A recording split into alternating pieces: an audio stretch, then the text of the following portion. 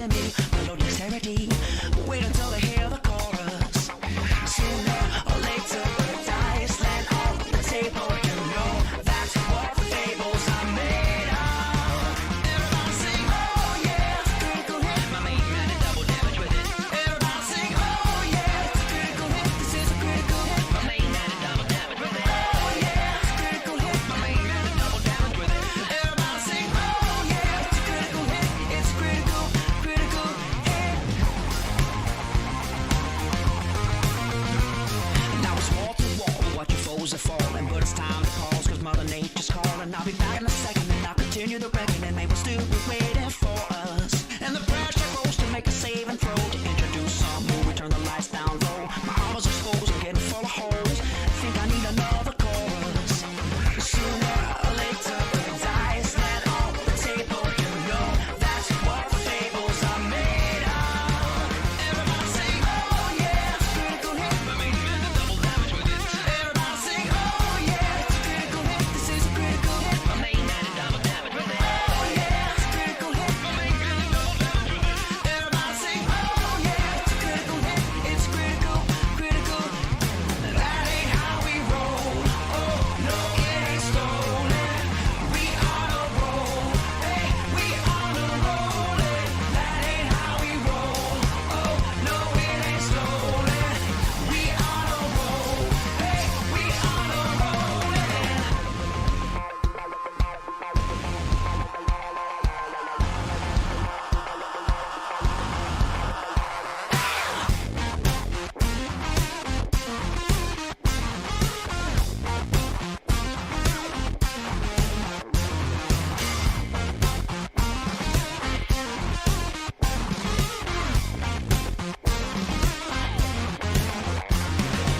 Sooner or later, the dice land on the table. You know that's what fables are made of. Oh yeah, it's a critical hit. My main man did double damage with it. Everybody sing, oh yeah, it's a critical hit. This is a critical hit. My main man did double damage with it. Oh yeah, it's a critical hit. My main man did double damage. Everybody sing, oh yeah, it's a critical hit. It's critical, critical. Everybody sing, oh yeah, it's a critical hit. Everybody sing, oh yeah, it's a critical hit. This is a critical hit. Oh yeah, it's a critical hit. Everybody sing, oh yeah, it's a critical hit. It's critical, critical. Everybody sing, oh yeah, it's a critical hit. My main man did double damage with it. Everybody sing, oh yeah, it's a critical hit. This is a critical hit. My main man did double damage with it. Oh yeah, it's a critical hit. My main man did double damage with it. Everybody sing, oh yeah, it's a critical hit. It's critical, critical. Man, I love me that song. What's going on, everybody? Welcome to episode 22 of Masters of the Dungeon. It is our D&D roundtable show where we talk about all things TTRPG with a specific focus on game mastering, although tonight we're going to also be adding a little bit of game development into that mix because of the people that we've got on board. But before I talk about that, I just wanted to remind everybody about ways to support the stream. If you have not done so already, please make sure to follow the channel. Please make sure to check out YouTube with the exclamation point ArvTube. Sub to me over there, and you can check out the past broadcasts of the stream, which would be really cool. Exclamation point ArvCord is the Discord channel, which is basically where you can hang out with the Arvanauts in between streams. Exclamation point ArvTweets is my Twitter, where you can check out what I do when I'm not here on the channel and I'm sort of talking about things on social media, etc. And while we're on the subject of Twitter, exclamation point tweet. Please retweet this stream, folks. Please retweet this stream and let people know far and wide so we can continue to broaden out beyond just the lovely folks here on our Twitch community. And you can find out about all of that over at arvaneleron.com. That would be very much appreciated. On the financial side, you've got the shop, exclamation point Arv shop, where you can get merchandise relating to Infinity and Beyond, my Curse of Strahd campaign. And then, of course, the Adventures of Middle-earth stuff that is illustrated by Terry Toons. Those shirts are freaking awesome. Not just shirts, but everything. So you should definitely check that out. And then we'll be adding some Esper Genesis stuff over there as soon as well, I hope. !Arvtreon is the Patreon, which is currently sitting at 302. Would love to see that go up as well, because that really is the financial backbone of the channel, so that definitely makes a difference if you're able to support. And last but certainly least, we have got that sub button sitting right above the video window. We are currently sitting at about 46 subs, which is great. We are making our way back up again. Again, these subs and Patreons definitely really help. At the moment, the PayPal is empty because of all the video stuff and variety of other things that I've had to be doing over the last little bit. It is the beginning of the month, which means I'll be getting some of those payments in, which is great. But any support that people are able to give really help in terms of us being able to give back into the channel, so that would be appreciated. So I was a busy bee today, I need to tell everybody. Today, as you know, is the day when I drop my daughter off at school, and then I am doing a bunch of work. And let me tell you, I took care of a bunch of emails that I needed to do. I was able to write 6 manuscript pages today, because I am almost done with my middle grade manuscript in progress. It's so close I can taste it. I should be able to finish it, I hope, within the next week. And then I even managed to get something done of a new syllabus for a course that might be very exciting, that might come up very soon, about which I may have more to say in the near future. And so I got all of that done, and so it was great. And I also managed to finalize the schedule. I can't actually believe this happened, so I almost want to pinch myself and make sure that I'm not living in a dream. But the schedule, I think, is done. Like, this never happens. I was just like, all right, so here's this, this, and this. And everyone in all the campaigns and everything, everyone was like, yeah. You're like, that's good. Yep, that works. I'm like, wait, what? And they're like, no, I mean, it's great. It's all completely together. I'm like, what is this sorcery? So I'm just like, so it's done. Like, apparently this schedule that you see is there and is finished, which means that this week we have got, it's not the sorcery, unfortunately, Coven Guy, though it'll be happening, but sorcery in general. Yeah, like I just can't believe that we were able to get this done. So it's amazing that it's done. I'm so super excited about it. And we've got a great November lined up for you, starting with what we've got tonight. And then tomorrow we've got more Neverwinter Nights, Tyrants of the Moonsea. Next week we have Terry Toon's live gamebook illustration. We're back to Pen and Pixels with Pathfinder Kingmaker. We have got Emberwind to do for you. We got 2 Emberwind sessions this month. We've got Hearts of Wulin this month. We have got a mini marathon session of Legend of Zelda Wind Waker this month. We've got 2 Esper Genesis this month, 2 Infinity and Beyond this month. We've got D&D with GOG Storm King's Thunder this month, and 2 Adventures in Middle-earth, plus the Patreon Field Chat Chosen Game of the Month, and the Arvocalis. It just doesn't stop. I mean, it's as good as it gets. Super exciting. And so the schedule is finished, and I'm very, very excited for all of that to come about. But tonight, we have got the Masters of the Dungeon show, and boy, am I excited about it because of the people that are involved, including my regular co-host and my guest star, who will be familiar to folks on this channel. So I have unmuted myself so that they can hear that we're ready to go, and then I've unmuted them. And last but certainly not least, I'm going to head over there. Dun, dun, dun, dun, dun. Look at the transition that has brought us to these lovely, wonderful people who I have to say for both of them, that I know I said this already to Dot off stream, but I will repeat it to her when I introduce her. And I'm also going to say it to Carlos. These people's Halloween costumes were absolutely on freaking point. Like, seriously, like, so first of all, you know, I'll talk about this when I introduce Carlos. His freaking costume was amazing. I'll talk about that in a minute. But since I'm introducing my co-host here first, holy cow, like, so Dot showed this Lucy Ball thing, and a lot of people post on Twitter, like, here's my costume. I'm like, oh, okay, blah, blah, blah. And I, like, literally did a double take, because I'm like, holy crap, like, Lucille Ball has risen and is like is returned to us. It was amazing. I think it helps that Dot looks a little bit like her anyway, but just like, oh my god, the outfit and everything was on point. So let me just give you the compliment of holy crap, Dot, how good was that outfit? It was great. So that, you should know that outfit's been years in the making. Like, I've been planning to do it over and over and over, and it just like never happened. And then and I used to joke when I was still doing a lot of acting, I always wanted to play her in a biopic. Like, it was my dream as an actress to play Lucille Ball in a biopic. Huh. Yeah. So this year was the year I finally broke down. I was like, I have no reason to say no to that. Plus my hair was like, this is this vibrant red color, and it's shorter than it's always been. So it was just perfect time. How's your Lucille Ball impression? It's not bad. Last night I got a little inebriated, so you know I was a bit more loosey goosey in bringing it out. But yeah, it's pretty good. My friend got one of the pictures of me, of me crying, and she's turned it into a GIF. I don't know if that'll ever surface anywhere. Yeah. Why, Ricky, right? Ricky. Ricky.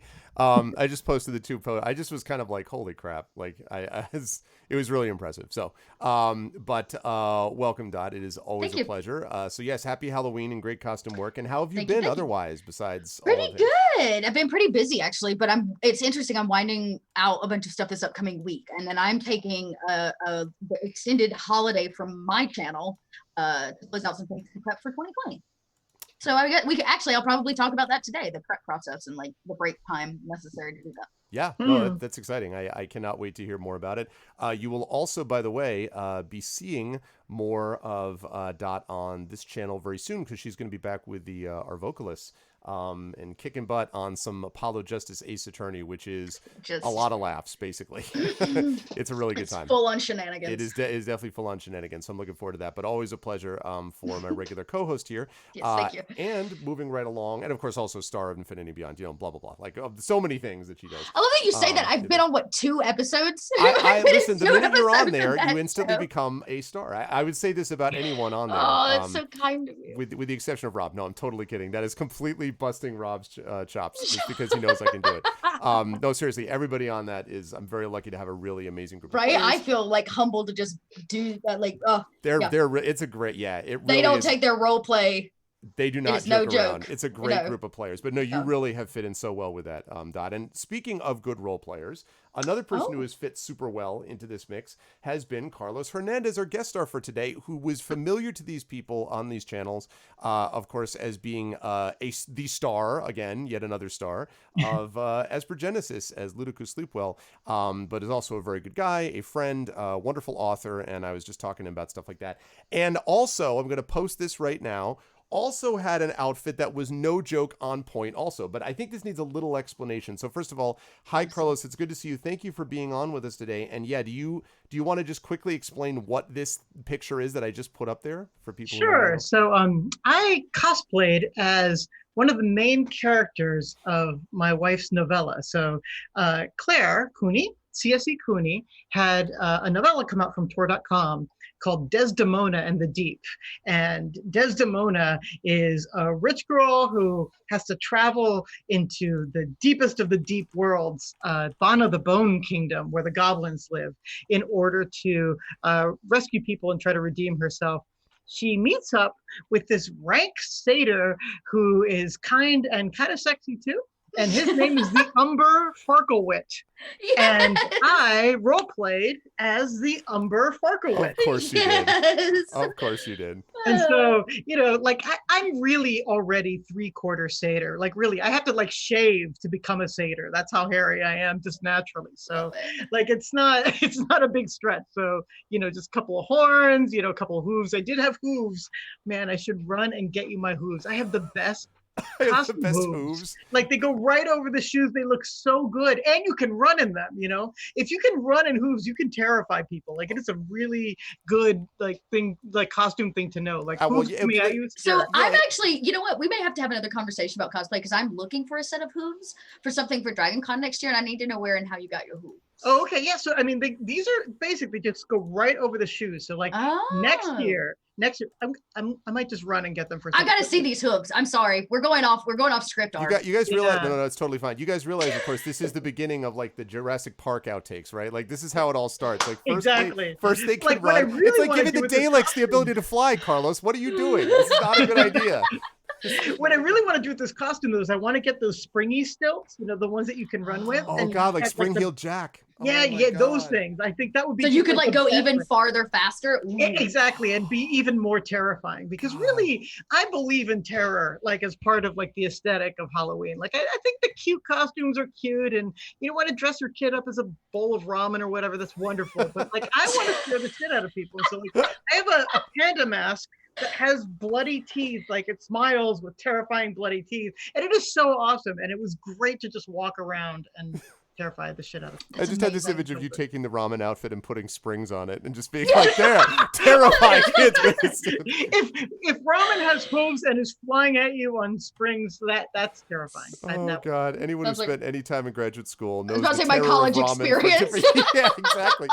Exactly. Oh God, laugh so you don't cry. No, that is super awesome. I am very excited to hear and see about all of that. And I'll have moved away by then, so that I will no longer be found as they consume all of you with the terror of spring-loaded costumes. But no, but seriously, it was seriously no joke. And it is a great pleasure, of course, to have Carlos on here. Now, Carlos, of course, as I've already said, is an author, etc., and is a also college professor. So again, near and dear to my heart. But is one of the reasons that I wanted to have him on the show for this month is that he is also in the midst of sabbatical, specifically on aspects of game design and tabletop game design too. So I thought, who better then to speak about in regards to this? And I guess I'm going to want to, well, you know what? Let's lead off and talk a little bit about some of this. I want to start by asking about how, as we usually do, how our campaigns, but in this case, I'll broaden it, our game designs are going, because Carlos's main game outlet, as he told me at the moment, is Aspergenesis, of course, with us. But besides that, obviously, he's been doing a lot of game design, a couple of which I've had the opportunity to do some playtesting on. So I guess that's the first question, which is, how have some of the playtests, I guess, been going? You can either speak in general or specific terms if you like. Is there something particularly cool, Carlos, that has happened relatively recently, I guess, that has given you like new food for thought with this stuff, or like things to think about, or stuff relating game design that you've been working on? Absolutely. So just to give you a little background, the game that I'm working on is called Negocios Infernales. And the basic premise is this. In an alternate world, the Spanish Inquisition goes very differently. Aliens come to a very Castilian style court and offer their services to the humans, because basically they are trying to capture as much life essence from all over the multiverse as they can. They stop in here.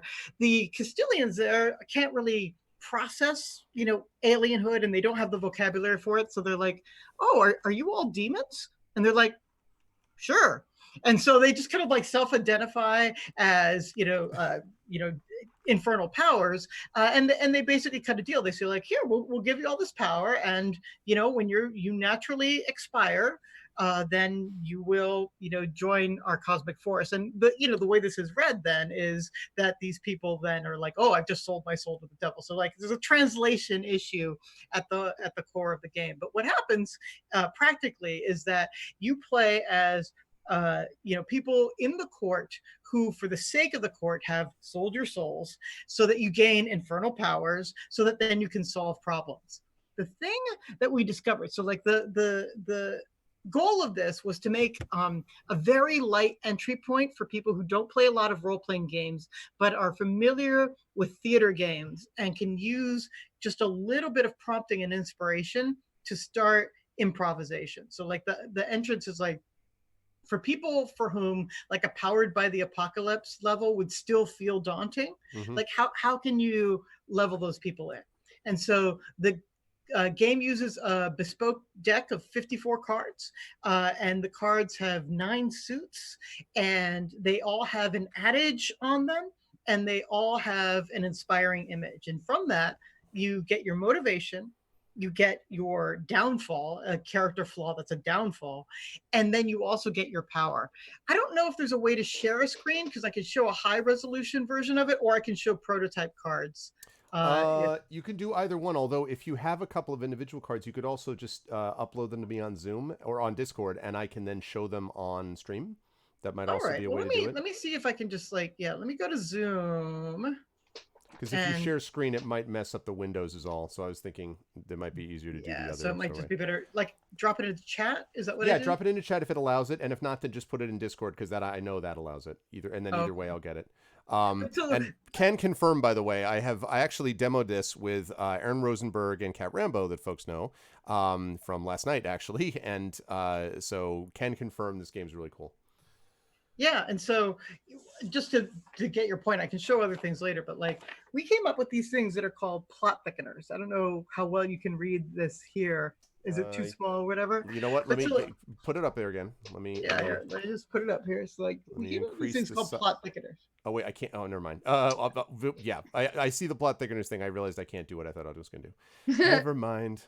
So the idea is sort of like what we wanted to do is give people sort of like improvisational style prompts to help them along with the story. And so like if you are telling a story of courtly intrigue, for instance, and you draw the hueso card. Hueso means bone in Spanish. And so those cards have a theme to them that you can probably guess if you think about the sorts of things you think about with bones, you know? And so like, there's a whole line that, it's like slander and libel would be like one of the things that you choose. Like, okay, so the next act is going to focus on something of slander and libel. So who might have slandered whom, or who's libelous in this other interaction? Or, if you actually drew like rayo, which is lightning bolt, but it's a spark of life in here.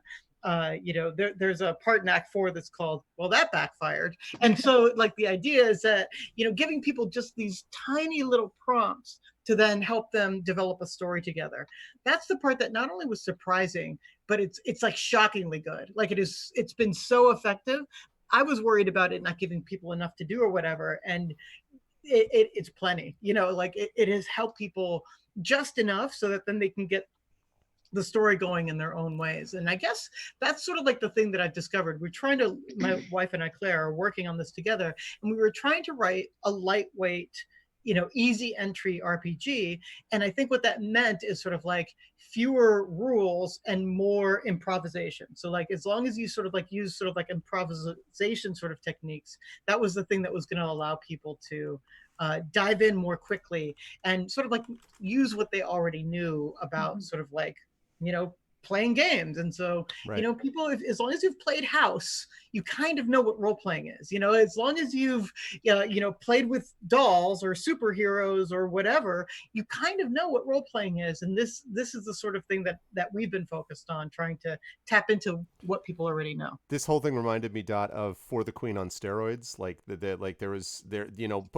I have to say, and I know it was literally just what I was about to say. Yeah, I know how much, and I'll let you talk about it because I know how much you love For the Queen. But I wanted to throw out there that one of the things I loved about Carlos's game is that there's a little more structure that I think even For the Queen doesn't necessarily get. And it's not a knock on For the Queen, but I think one of the things I like about the Carlos's game is that there is a beginning, a middle, and an end that's sort of clearly defined from the beginning that you can sort of slot in to things. So, plus it's just like, I don't know. It's very decadent, like, I don't know. There's something deliciously decadent about it. But yeah, so you really did learn, it sounds like, that something you hadn't expected would be as easy to pick up on, Carlos, is easier than you thought it would be to pick up on, basically. Yeah. Because the whole point was to make it easy for people who don't role play very often. And as soon as we said, like, don't worry about rules so much, you're just picking a card. The suit tells you where to look. The act tells you where to look. And so you can kind of, what is it? Biangulate, or like what is it? Yeah, that reminds me a little bit of that other game I love, Die Laughing. It's like the perfect mix between Die Laughing, because that's scene based. Like it's like prompt here, go to this scene, play through that, and then to the next one. So it's like the perfect mix. Right. And so, one of the things that we wanted too in this, and just like I was thinking about sort of like, I've been playing games recently where you switch characters and you don't have that character identity as being sort of like locked onto you, something like Microscope or something like that, where everybody changes along. And we decided, like, for ease of entry, it's better to have one character that you're focused on and that you're developing all the way through, just because then you can watch that character grow and be consumed by devils, and just you get a full experience that way. Yeah, great devolution, really. Right, I dig it. But it's good. It definitely is cool stuff. Okay, Dot. So we'll circle back around to this. Obviously, the subject of tonight, which is game design. But before I do that, Dot, what about you? Anything been going on? I know a lot of stuff has been, but what's going on as of late that you want to highlight in terms of campaigns or other stuff you've been working on? Oh, I finally, as long as I've been talking about it, I finally played through The Secret of Cats. I finally actually got to run a game. Okay, and instead of just talking about it, it was great. I ran a spoopy Halloween one, and they were a bunch of cats from a cul-de-sac, and they were charged with keeping it safe the night of trick-or-treating. So it was like very cute. It was very cute and kind of wonderful. It was really neat. It really makes me want to run a campaign. I say this all the time, but I really love telling stories from odd perspectives, from like not a human perspective or always the expected one. Like sentient appliances and cats, and because we share a world with them, but their perspectives so different. And for like putting players in a necessary place to have to think like a cat. Like, what can a cat do? How would a cat do it? Yep. It's awesome. It was awesome. It was really cool to watch my players like think through that. So I finally did it. I ran it, which was really cool. But I'm actually really excited. Monday, I actually start a new campaign over on Grimjack's channel, and I'm calling it The Road to Desperation, I believe is what we're calling it. And it's a Deadlands campaign. Okay, cool. Which I'm pretty excited about. So Cool. that's pretty cool, because I was a little bit of a history buff for a long time, and my favorite was when I was doing reenacting was in the middle of the Civil War. And we're running ours in the middle of this like alternate timeline Civil War, which I think is so cool. And it's so cool too, because he was just talking about like alternate timelines and weird things happening. And I love alternate timelines. This is the first time I think I'm actually getting to play in one. So that's cool. I'm not GMing it, but I'm getting to play in it, and I'm pretty stoked. You played in Tales from the Loop though, right? Like a tale, which is really? I've never been asked to do a Tales from the Loop campaign. Oh, no kidding. All right, well, I'll keep that Yep. in mind. But now, Kids on Bikes is not, because I haven't played it. It's not alternate anything, is it? Kids on Bikes, or is it? No. It's more of setting based, or like stylized. Okay, because I knew the setting a little bit, but I didn't know if it was alternate in anything. Well, Kids on Bikes is actually any setting you want. It's a very light ruled system, and I'm getting ready to run this. I did run a one shot, but I haven't run a full campaign yet. Okay. Yeah, it's like it has this like style of the 1980s like kid movie. That's what I was thinking of, I guess, because it was temporally based. Yeah. Which Tales from the Loop is very similar. Yep. I just really like Kids on Bikes, and it follows kind of the same dice mechanism as Witch Girl Adventures, which I really like, which is where your stats is assigned a different die. So like one of them gets a D4, one of them gets a D6, one of them gets a D8, which I think is really cool, and I just really like the system like that. Okay. Which is really neat, and it's like super low entry, like a super duper low entry. A lot of it is based off. I think it won the Emmy this year, right, for best family game. Yeah, I think so. And one of the reasons I think is because it is low barrier to entry, because it's based off things that everybody knows, right? Like the bully. That stereotype is like how the characters are built. Yep. The nerd, so one with a secret, which I really love. So it's pretty cool. I'm excited. I haven't decided how I'm going to run it, but I will say, maybe I should hold this for the next section. I get ahead of myself. In the deluxe edition of the Kids on Bikes book, it comes with audience like written prompts, game prompts, and like mini settings. And one of them is dads on mowers. Which is like it's all about these dads in this cul-de-sac, and this weird stuff starts to happen, but they all ride lawnmowers, and they have like the short gym shorts and the tube tops, and like it's so great, and classic. I really want to run it. But there's some really cool stuff. Some of the prompts are great. I ran one called Snow Days at Janky Cheese. And it was pretty wonderful. So it's just a really neat mechanism. It follows a very standard 80s. I wouldn't say horror. It's more like that setting of like the kids see supernatural things and nobody believes. Yeah, exactly. Your ETs, your Goonies, and they actually in the book they give you these what do they call them? They call them like specials, which are right. It's your 11. It's your ET. It's like the fifth character. Yeah. And you give it to the group, and each person in the group gets one of that character's powers, and it's not played by the GM. It's played by the group. Oh, neat. Yeah, which is also cool. It's like this thing that brings everybody together, because that's what that character always does. Yeah, neat. In a movie, yeah. Yep. So anyways, I love it. It's been a really cool game, and I'm looking at running that one in the new year as well. So. No, that's awesome. And yeah, Mrs. Dunsel, I do. That's true. Actually, Hyper RPG does do a lot of that stuff with Kids on Bikes in particular. Mm-hmm. They modify. It's funny. I having lived through it, the 80s, and actually having watched these movies when they came out. You know what I'm saying? It's something that I don't think we ever, those of us who are of a certain age, didn't really think about it at the time. But there is something about the 80s that just perfectly mixes with this vaguely surreal And I think a lot of it has to do with proximity to annihilation, which is what the Cold War was. I mean, like that we were really always, and we didn't think of it at the time because we were kids, but we really were on the edge of annihilation during that time period. And I think it created this almost unreality to a lot of stuff, so that everything from the music to the sort of quality of the kind of comic books that came out to the stuff that was being done, there was something that was a little bit surreal about existence at that time that I didn't even think about until you're on the other side of it, you know? Right. You look back on it. And then you just kind of go, wow. And that's what I think is so interesting, that these games have picked up on that. So anyway, that's neat. I call that like the Faye feeling, you know, I think that feeling of sort of like, I'm euphoric with the idea, you know, you get close to the edge of the mountain, you're like, what if I just jumped off, you know, and like that. Exactly. Yeah, what if? Yeah. Yes, exactly. There's such an Faye feeling that leads to, you know, artists like David Bowie, you know, and or Twin Peaks, shows like Twin Peaks. Twin Peaks, the then whole are always sort of, well, and the huge fantasy resurgence that happened in the in all the different genres. So I think that Kids on Bikes is so clever because like I love the name so much because just like it evokes exactly like my childhood, which is so frickin' full of danger.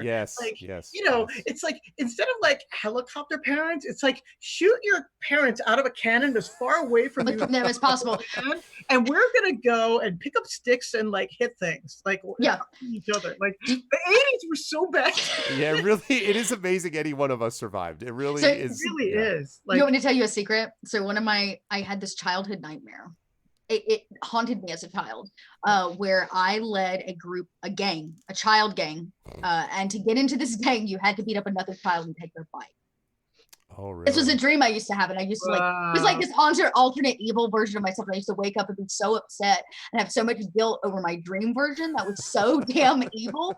But so now I am playing Kids on Bikes. Maybe it was like a giant that was all it was. It's a slight crossing of wires, but it was eventually going to get to you. Yeah, right. Yeah, but no, it's a little tear under your eye for But it's true, you know, and I think one of the things that does is I think this is yet another example of where I think games really do a wonderful job at capturing the zeitgeist of a particular period. Like everyone knows that film does that and literature does that, but games that are well set in a particular period of time really capture that beautifully. You know, one of the most stunning experiences that I had was during the big marathon that we had to benefit my Icarus Kickstarter in that last day, and we were going through stuff, and the Tales from the Loop. Partly this is just because Johnny did a great job as GMing it, but I just, you know, going into this Radio Shack and like with these TRS-80 computers, I'm like, I had a TRS-80 computer. Like I just, right?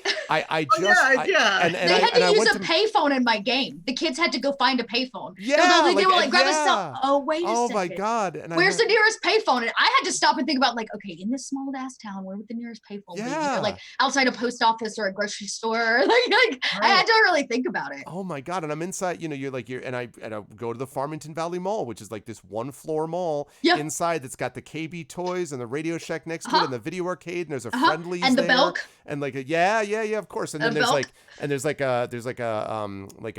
not a Marshalls. There's a Sears on the other end. Like a Sears, always a Sears. Yeah. Oh my God. So anyway, game systems like that really capture that are really beautiful. So the game that I want to talk about is that happened that was cool for me, and then I want to get into the subject of the day overall.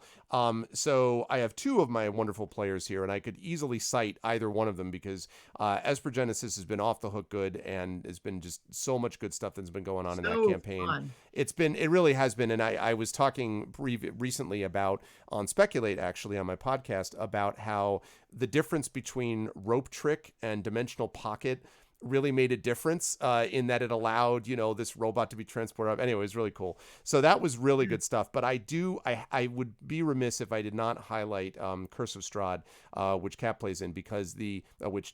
which Dot plays in. Sorry. I just saw the T and I'm like, Cat was just on last night. Sorry, Dot plays in.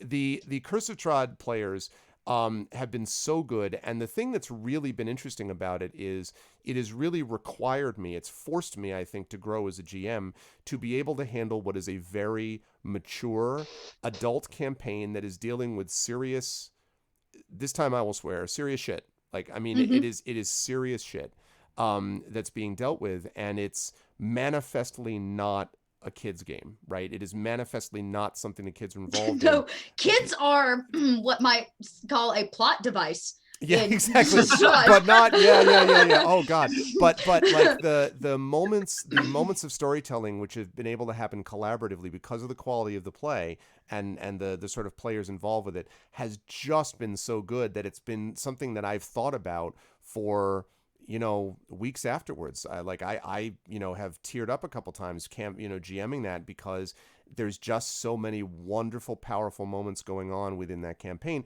And Chad deserves credit too, because Chad, I think, has really done a good job in sort of taking it seriously and talking about it later on. So I am just very, very moved to go back to the time in the 80s when I was not always the happiest child because I was bullied and everything else.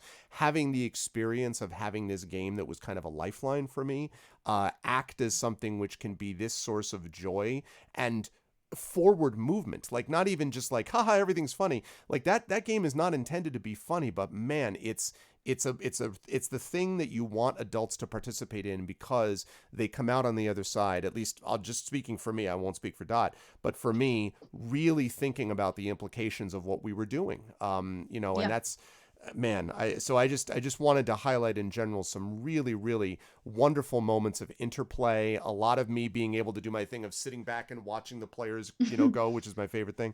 So just so good. I've really dug the kids. They're what for dinner? See, exactly, Brahms, exactly. Like not for the faint of heart. Oh that's God, for sure. man, it is no joke. And boy, how well written is that adventure too, in terms of really conveying that kind of atmosphere. Yeah, It's just beautiful. Which is so interesting because it's one of those that everybody talks about in terms of Wizards products. It's like, is it really part of the line? Is it really part? And it's like, well, it is. You can deny it's there. Right. Like every other good Baptist, it doesn't exist. If I can't see it, it doesn't exist, right? But it's there, and it is super dark. But I think, just like they just talked about in Avernus, which is like no walk in the park either. Right. But I think that there's a large part of their audience is jonesing for some mature content. Yeah. Right. Absolutely. Content that can be played through without making people uncomfortable, but genuinely mature content. I mean, Jesus, souls are currency. And a Avernus. Yeah. That you don't get much darker than that, people. Yeah, no, for real. But it's and one of the differences there is that it's not, for us, I don't think it's despairing, it's not bleak, and I think that's this little, sort of grace note that I talk about all the time in what I hope is good game play and good game, what you should strive for as a game master is to provide those little grace notes. But oh man, I just I just am incredibly fortunate that all of the campaigns I've played and have had so many good, wonderful moments. But Curse of Strahd has just been so much on my mind as of late, just because of how well done that stuff has been from the players. So, and to me, it's like Curse of Strahd is a very old property for PSR first, and then Wizards of the Coast, and so it definitely is part of the thinking of even like the Gygax era of like what D&D could be. So I think there might have been specific reasons it came out. It might have been sort of like an answer to White Wolf and like those different... I was thinking the same thing, because they're like, it was the first time, at least I think for me, in terms of a campaign that Wizards put out, where I felt like it was part of a larger supernatural force, not just like fantasy, right? Like it had always been like hard fantasy, and now when you start talking about vampires and werewolves and stuff, you're getting into a larger cusp and mythos of different supernatural, and it bridges a gap. Sure. And it's also like an artistry of limitation, right? Because they had werewolves and they had, those are part of the first monster manual, but like what they did is like, this is what we're going to focus on. And it's exactly what you said, Greg, of creating the atmosphere, but they do it through, limiting. And I think that's one of the things that, when we're going to talk about sort of like DMing and world building, it's sort of like, it isn't how much you put in the world, it's actually what you take out of the world so that you create a frame for 100%, focus, and that creates opportunity for then depth, which is the things that characters through players come to add in a role-playing game every time. Like the art of the role-playing game is the art of world building, almost denuded of character and plot, because that's what happens when you have game masters and players interacting. And so, the setting is so vital. And, what you want to do is create this inspiration engine. And that's what I think Curse of Strahd has done for a very long time, in its new iteration as well. Yeah, totally with you. The way that they filled out, and again, we've talked about this on this show before about the importance of environment. The having the environment as the backdrop against which these things is set is hugely important. It's one of the reasons that I'm so stoked for Eberron, which I've always found incredibly, from a D&D point of view, fascinating. Because again, I'm just like, I don't see how Warforged, artificers, lightning rails, like sign me up. Like where do we get the bad part? Like all of the city of towers. Like, I mean, are you kidding me? Like every part of Eberron, I think, is just dripping with this theme that I think is fascinatingly rendered. I think that's the appeal of something like Cyberpunk for a lot of people. The reason that people loved Blade Runner, I would argue, obviously originally Drew Andrews' Dream of Electric Sheep, but even Blade Runner, because of the visual field, is how well it nails the environment. Like, I don't think that, there is some good moments of dialogue in that, and there's some good philosophy in that, but really, what makes Blade Runner function is a combination of good acting on the part of Harrison Ford and obviously Rutger Hauer, and in particular, and Edward James Olmos, I guess, but in particular, the environment, the visual frame, the rain, the neon, like essentially it's noir, dystopian noir, and I'm bringing up Blade Runner because Happy Blade Runner Day, so like the environment is so important. So yeah, Ravenloft really does that, and I loved Tyranny of Dragons, which I ran before. I love the environment that we've got from Esper Genesis, which I think is very Mass Effect-y and has a lot of things going for it too. But man, I just the Curse of Strahd stuff is just so rich and provides an opportunity for, as you say, that maturity that allows us to grow from it, from playing through it. So anyway, I've been digging it, and I could talk about it all night, but I won't do that because that's not fair. But I want to throw out there then, and I'll go back the other direction. I'll start with Dot, and then I want to hear Carlos weigh in. So I want to talk about designing and playtesting, and I have a question here that is, I think it'll apply to both of you in different ways. So I want to start with, what is it we learn from testing a game in progress? Because as we were talking about before the show, you've been doing this a lot, Dot, on your channel, testing things that are either not released or soon to be released or recently released, or, playtest products and stuff like that. And I'm curious about what it teaches you to be running a game like this that is in its, I mean, maybe not totally formative stages, but definitely it's not complete yet. It's not completely finished and polished in a lot of these cases. What does that teach you as either a game master or, since you of course have written for DM's Guild and elsewhere, adventures as well, what does it teach you for either writing or game mastering in those worlds? So I'll start with you, Dad, and then I'll move over to the design thing with Carlos. Yeah, I do it a lot, and I usually end up with it near the end stages of the game. Most of the time they're looking for eyes on a product, so it's much closer to like the end, like I said, the end process. But even on some of the things that I've written where you've had to play test it from start to finish, one of the things I've learned is that when you go into somebody else's game, a new game, you have to treat it like you don't know any other system.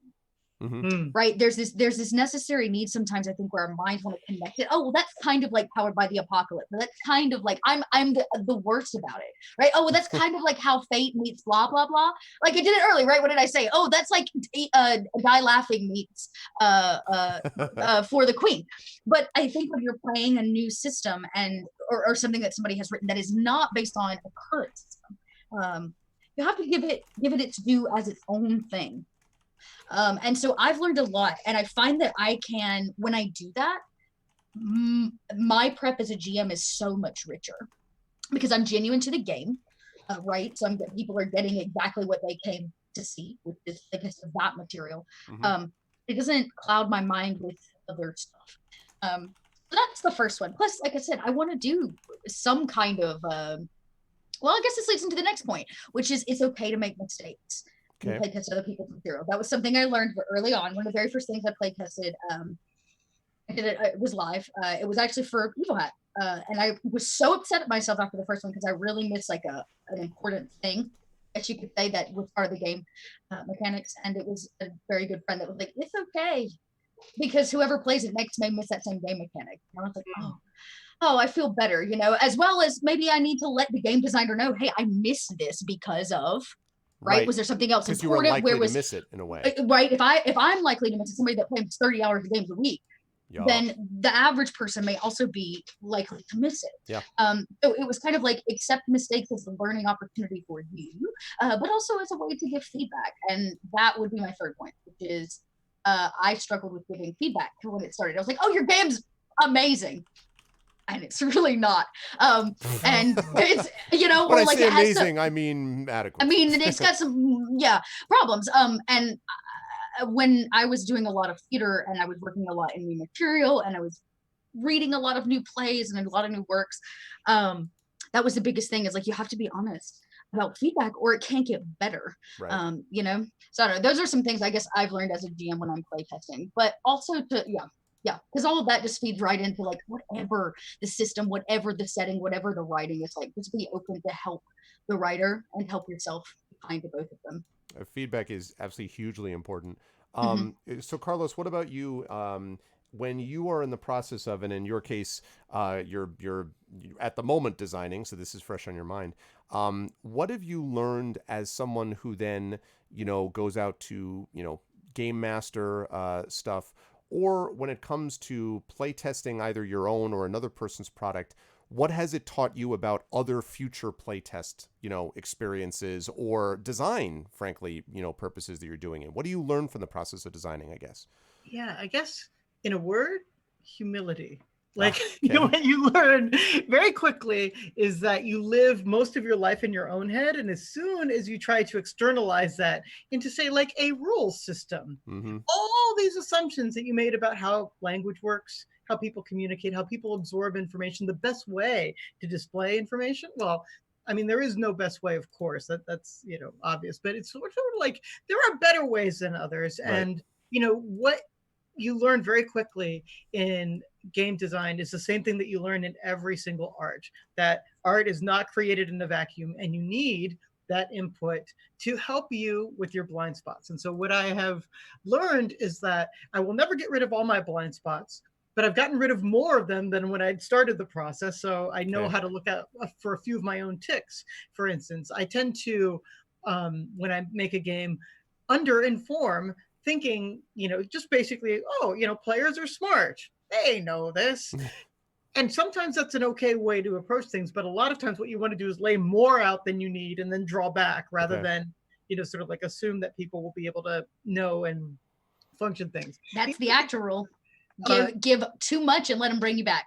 Yeah, exactly. Yeah. Let them bring you back it's a much better plan, because feedback is better when people are editing down strip away. Yeah. Yep. Because normally what I find, this is a Neil Gaiman idea too, is that people will often be able to put their finger on when something's not working, but once they start offering solutions, they don't have as much background in the creation of the game as you do. So sometimes they might be able to offer something and you're always open to it, but you know the game best because you've been working on it for months. And if you tried something 3 months ago that didn't work and somebody says, hey, why don't you try this?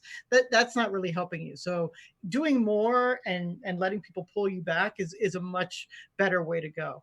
The other thing, though, I've learned is that, like, there are just different people come with different strengths, and you just won't have all the strengths you need. And so let people help you. In the Discord, Greg, I did put one of our sample cards. And so if we could bring that up, that would be really helpful to talk about this point of how much the card design has changed for the 54 cards that we're using for inspiration. Oh man, this is such good stuff. And it's just in the art channel, in the channel that you sent. Yep, I got it. I'm just downloading it now. It'll be up there in just 1 second. And so this is one of the cards that we're using that has a suit. It has an image to inspire, and it has an adage that we created ourselves, all of which is meant to be part of the character creation process.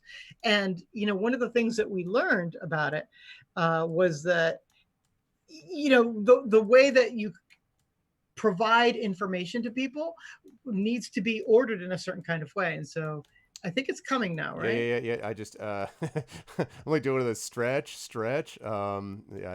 Sorry, it's that super high resolution, so I had to reduce size. And there we go. All right. So now we see the violence inherent in the system.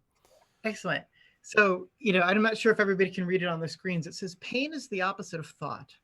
and it is surrounded by the sort of like organs of blood and venous systems, and the suit is basically that border. So instead of having sort of like a symbol be the suit, we made it the border. Eventually, I think what we're going to do is we're going to integrate the red into the border, so you don't need the red, then another border, and then the image, just so it can be a little bit larger. We want it to fit on a standard 2x5 by 3x5 card so that people can print these out and put them on a standard playing card, or just use a standard playing card and look at a sheet that tells you which card is which. So, we basically want to make it extremely easy for people to use. But then, so basically everything works toward the central image. And so you have the outside border that tells you the suit, and you get that from a glance. We have the words, and we have them specifically split up here. So paint is the, look at the image, opposite of thought, to try to integrate the experience more. And then what we ask people to do is say, like, okay, you're going to get this card and 2 other cards. One of them is going to be the motivation for your character. One of them is going to be your downfall.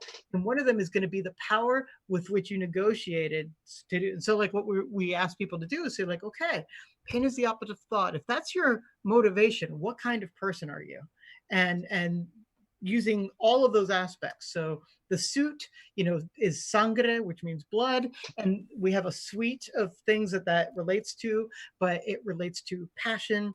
It relates to anger. It relates to blood ties in families. And so we have, basically a list of ideas that you can use to associate with. You have the image in front of you, and then you have the adage to put that all together. And so this is about 6 iterations in after, I'd started with a symbol, much like a playing card symbol, Yep. and moved to something more like this.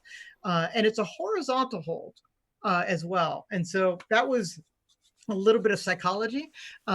One of the things that I learned is that when people hold a Rorschach card, when they're given a Rorschach test, they often twist it around, and that helps them see different things in it. Mm-hmm. And so what I wanted to do was change the normal orientation that you have a card and make you hold it in a different way, so that you focus on it more and differently, and kind of, you break the expectation of what a card is a little bit by holding it horizontally. So all of this is to say, like, a lot of design thinking went into just the creation of that card.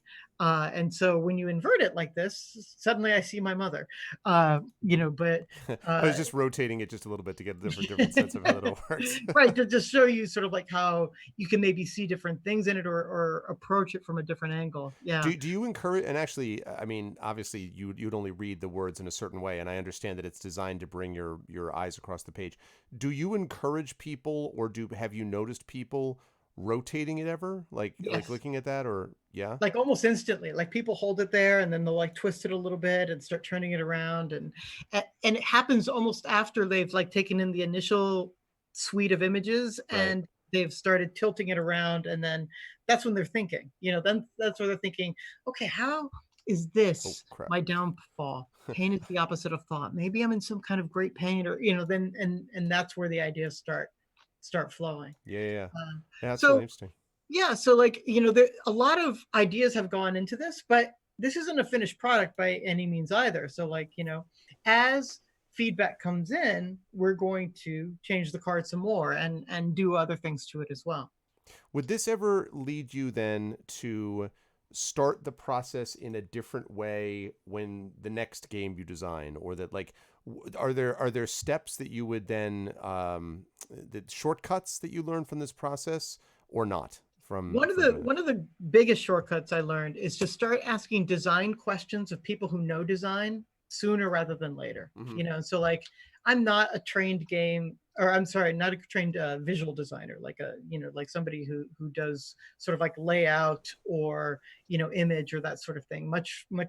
Very much a verbal person. And as soon as I started bringing in people who were trained in visual design and things like that, the cards instantly got more readable and more interesting at the same time. Mm-hmm. So that's the thing. It's like I think, there are some things I'm good at and some things I'm not good at. One of the things that I benefit from is by having people who have more visual acuity in terms of design aspects, taking an earlier look, because, so like, game designers will often talk about, it doesn't matter what it looks like at first. The company's going to hire their own people to redo everything anyway. Just bring in a basic prototype and stuff. And that is about 70% true. But it's not 100% true. So we have to be a little more fuzzy logic about it. Yep. The 30% that isn't true is sort of like, when you have good design, it feeds right into the mechanics, and it makes it possible that wouldn't otherwise be possible. And that's true of mechanics that are more visual, like a card is, but it's also true of like every kind of mechanic. And so like when you were talking about the rope trick difference, and how it played out in Esper Genesis, that is absolutely like a mechanical issue that they thought of probably more flavor wise than they did in terms of like how it was going to be different from rope trick. They're like, oh yeah, so it'll just zoom you up because that's how science fiction works. But it made a life and death difference in the way that the campaign played literally out, in the way that it was both flavorful and mechanically different. So like that's the sort of thing that you only get through playtesting, and only by getting lots of people applying their thoughts to things. Absolutely. Well, let's take another sort of step forward to that conversation then, and ask about because you talked a little bit about this, about speaking to visual designers, and I'll work back the other direction. I'll start with you, Carlos, and then I'll go to Dot. So how do we learn best to write or design games? I mean, like if people want to get into that and they think, I would love to design a tabletop role-playing game, I would love to design a card game with, role-playing elements, I would love to, like, what is the best way to begin the process of actually learning to do that? Like, how would you go about doing that? So a lot of times to a question like that, people say like, oh, well, there are many approaches, blah, blah, blah. No, I'm going to tell you one approach. I'm going to tell you the way to do it, because people, I'm telling you, rules come last. Rules come last, because rules writing. So I have a PhD in English, and I've written, critical works, and I've written plays, and I've written poetry, and the hardest writing I've ever done is writing rules for games. It is the hardest writing that exists. Mm-hmm.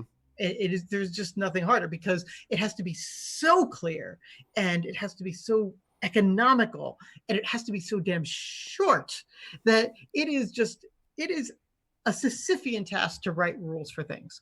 Don't start there.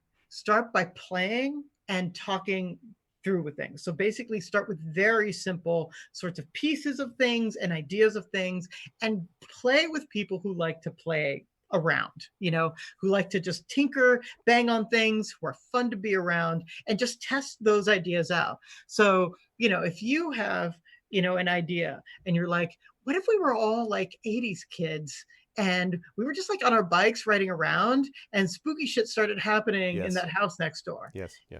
Just start talking about it and find what's fun about that experience. And then slowly using index cards, start codifying, start taking notes, and start finding the things that the fun latches onto, the things that make you laugh, the things that cause those emotions, the things that make you interact more. Those are the things that then you can start mechanizing.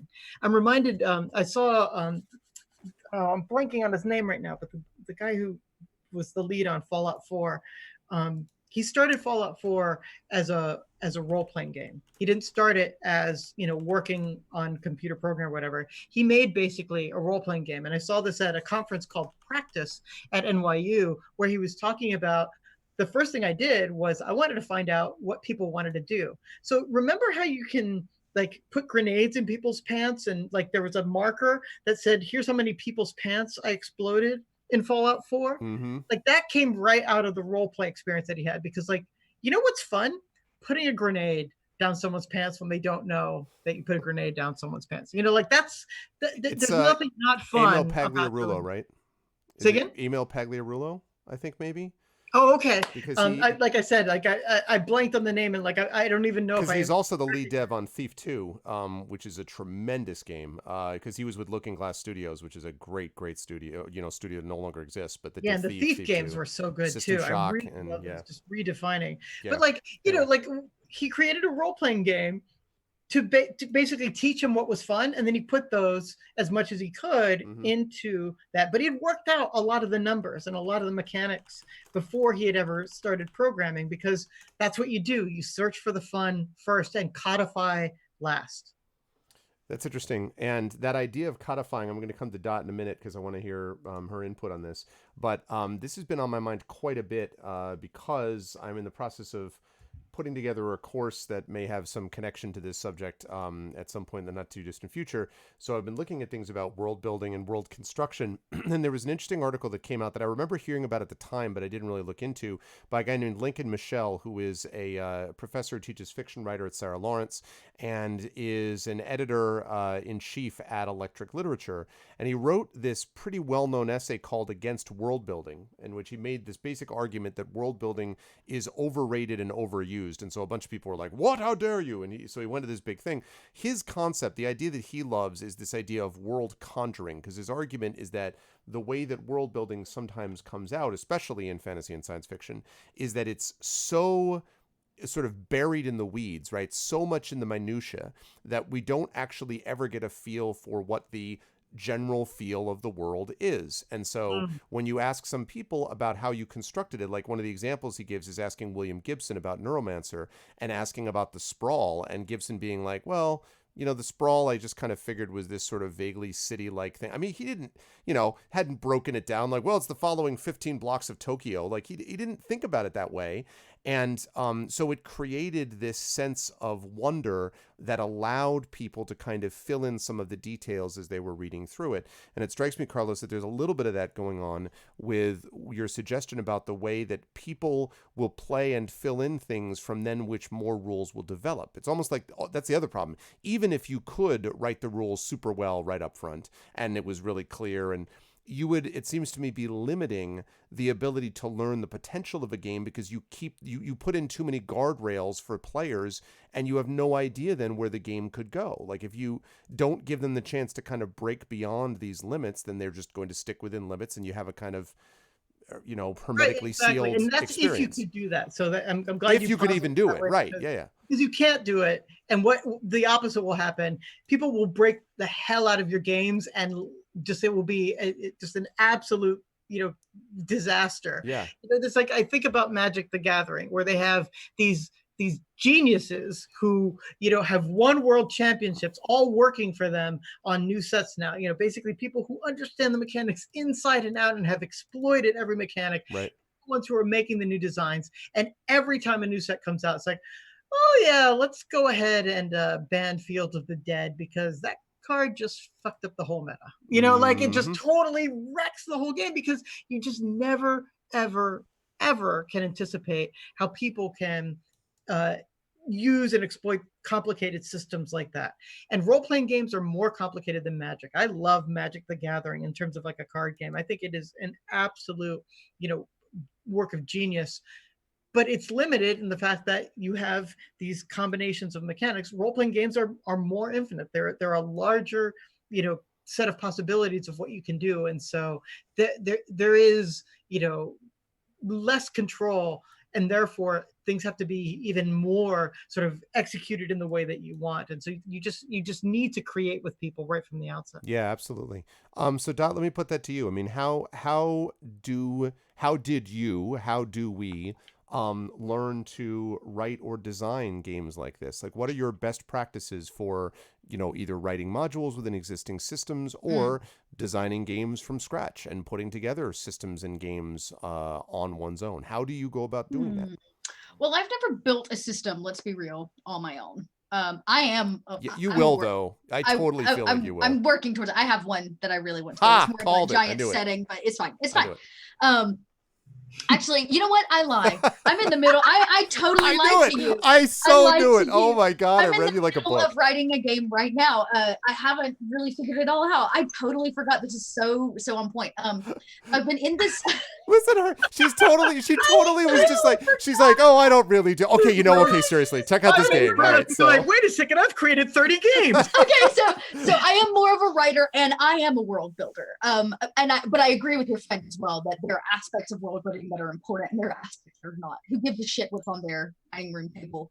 and what they're eating for dinner, right? Yeah. Care about are the big things. But okay, so I'm in this leadership class right now. I've been taking this like I had to apply. It was this like well-to-do thing. So 12 weeks of my life have been every other Thursday in this class, and it's culminating at the end of Thursday.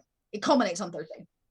Now, I am the only person in there that like works for the arts. Everybody else comes out of like large nonprofit corporations and stuff. So it's very hoity-toity. Everybody wears blazers and shit. And here I show up with my red hair, right? So at the end of this, we're supposed to put together a vision board, right? Of all the things we've learned about ourselves as a leader and how we're going to be a better leader and all the stuff that comes with working in nonprofit. And so I was like, well, I don't want to make a vision board. This is my rebellious side. I was like, what if I made a game?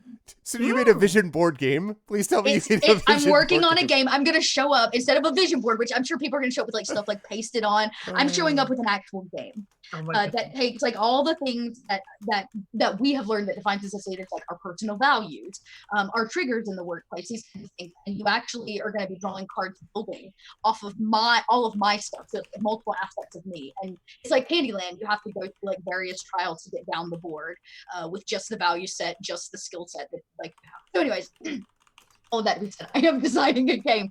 It's a little bit of just to not want to do it the way they want me to do it. But in terms of designing, I believe you have to start. Almost like you have to start at the end. You have to think about what the big goals of the game are, right? It's kind of like starting a business. A lot of people are like, oh, I'm going to start a business and I want these things on a shelf or these and these things for sale. Okay, well, have you talked about like the larger goals of your business? Do you know what and how you're going to be making money other than selling tchotchkes off a shelf? Like when you step back and look at the bigger thing, right? The tchotchkes on a shelf are your rules. Those are going to come when you start figuring out what your business goals are, right, who you're partnering with, who are your sponsors, like these big things. So I would agree. It's kind of, you have to take this big view and you have to say, this needs to be a game about kids on bikes. This needs to be a game about Chelsea as a leader.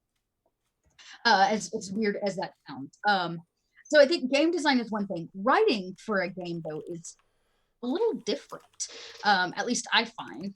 I do a lot more of that, what I call flavor writing, because I play in a lot of open systems. So like, fate is the love of my life, and one day it's gonna marry me. But before that happens, I'm just gonna continue running games using it and running weird things because I can.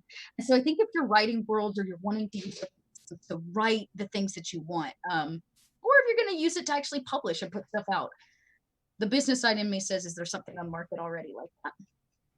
Right? Like, is there something that you are going to be competing with, which is an important thing to think about. Wait, and like, I loved the pitch of your game. I've never heard that before. I love this idea that there's a communication error in the Spanish Inquisition and they think aliens are demons. That is fantastic. And it puts so much great drama, but you're not going to find that somewhere else, which is something that makes it unique. Not only is it a selling point, but it also means that you get to be completely creatively open without having to pull from other people's materials, which we inevitably do. Like shared subconscious, it's bound to happen. Like, it's just going to. So there's a lot of liberation in that. So write something that you haven't played before, or if you're going to write something and spend all that time making it a reality, make it because you're not going to find it somewhere else. It fulfills something that you're not going to find. Right? Like Fate of the Anchorman. You're not going to find a game until I finish writing it about playing Anchorman in the 70s. Until I finish writing it, which I'm working on. Or Whoops, you're not my folder of ideas. Or you're not going to find a game about, or a setting or a flavor module, if you want to, about playing sentient appliances in a post-apocalyptic world where humans use you for parts. It's like, like that's so go make it a reality because you're not going to find it somewhere else. If you're a GM and you simply want to run your ideal fantasy campaign, then it may just be a lot easier for you to go find something that's already out there and run it. But if you really want to write something, you have to have a bold idea. And then the hard part taking that a reality. I don't think a formula, I guess you could say, this is how you write a game, because I think I have friends that are very similar. They start big and then they just like dwindle down to like the core of it. I have some friends that start and they'll work on it for years, and then it finally comes out and it's like big thing. I have some friends that just write constantly, and some of the games that they put out aren't good. Doesn't matter. They're just like turning out games, right? So everybody's a little different. But I think the most important thing is you have a bold idea. It needs to fulfill something already in the market. And yeah, and you need to be, like you said, humble about feedback. That's important. Because once it hits market, people are mean, you guys. People are not always nice. So, I don't know, grow some alligator skin. Yeah, and that's one of the things that I wanted to mention, was the this also drives me up a wall when I hear people say this, in writing. You do have to know the field. Now, that doesn't mean that you need to know every conceivable game that has ever existed. But if you want to be designing and working within the field, Yep. you've got to play games. If you Yep. want to write books, you need to read books. You can't come into a genre and say, I shall produce, I don't, because I've heard this, I don't want to, produce any work or have my, ideas sort of, they don't say tainted, but I don't want those ideas to become confused with other people. I'm like, guess what, guy? What it ends up happening is that you end up producing work that has already ground that has been covered multiple times because you're not a special snowflake and, you don't know all the stuff that's out there. People think mistakenly that the more that you read other work, the sort of less creative you're likely to be, which is completely false. In fact, the more that you read, the more that you begin to understand synthesizing different things to come up with something new, concepts, ideas, theories based upon things that other people did. And as Dot just said, sort of the gaps that have not been covered, the places in between other spaces that haven't been addressed, things that, this game does this well, but I really wish it had done this other thing well. And there's really nothing that does this other thing well. The only way to be able to do that is to be able to play stuff. And that also comes back to what Carlos said and Dot just referred to, which is humility. The point of humility is not, I'm a terrible writer / game designer. I am good. That is not humility. What humility means is being able to take feedback from others and not say, how dare you attack my baby? Again, assuming they're being constructive, and you would hope that people would be constructive in the way they're responding to you. But also that as you are getting this feedback, you're making adjustments, but also to have the humility not to believe that you are coming up with this brand new scintillating vision of the whatever that no one's ever done when you really don't know, and so you can, it's not that original to have, what about a story in which vampires, stay with me now, can survive during the day? That's right. Yes, They are what? daywalkers. And come on, man. And again, the point, by the way, is not that you can never, ever do anything that anyone else has ever done any work with. But if you don't know what they did, then you won't know how to Correct. be able to execute it differently, put a different spin, come at it from a different perspective. You won't be able to do those things. So you've got to know the basics of the field, whether that's Yeah, you're writing, whether guaranteed. that's music, Yeah. whether that's game design or gameplay. Again, I do not mean to say you need to know everything, but you can't come in with a completely ignorant approach and say, I don't know anything about this, and If design, all you've ever in my played is opinion. D&D, it's not enough. Right, it's got to be Yeah. more than that. Sorry. It's also like, it's sort of like you're guaranteed to be derivative. You are guaranteed. Yeah. Yes, you are. Because that it's not that just like, you can't come up with a creative idea. So it's like you literally have only absorbed what the culture has sort of told you at large, and so like it's Right. the thing you imbibe quickly because you're not coming at it neutrally, even if you've never read a lot of stuff, because you've been listening to fantasy and watching fantasy, and you've been living a life where you've Exactly. acquired words and language. So like all of that means that what you're doing is you're taking those ideas and using those to build your idea around. But like I was really like what you said, Greg, because like it reminded me of Thomas Kuhn's The Structure of a Scientific Revolution. Right. Yep. And in that book, what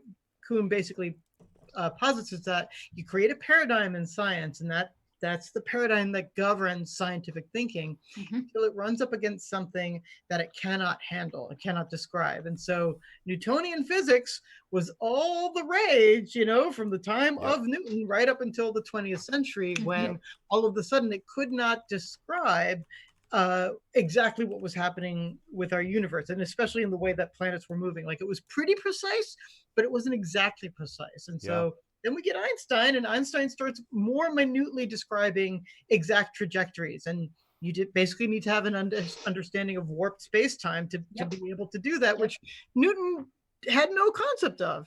Newton was great. Newton is still useful, but you run into a problem that it doesn't describe, and now you need something else to describe it. And this is how we get, the science that was so big in the 20th and 21st century about quantum physics, and all of these other innovations about special relativity and whatever. So like that's the thing that you're doing when you are writing something new. It's like you're coming up against something where you're like, you know what? I'm sick of dice. I hate that 20-sided dice so much. I'm gonna stab it in the face, and I'm gonna make a system that doesn't depend on that stupid die or any of the polyhedrons. I love fudge die. I love them. They are liberating. Liberating. There are no numbers. No numbers.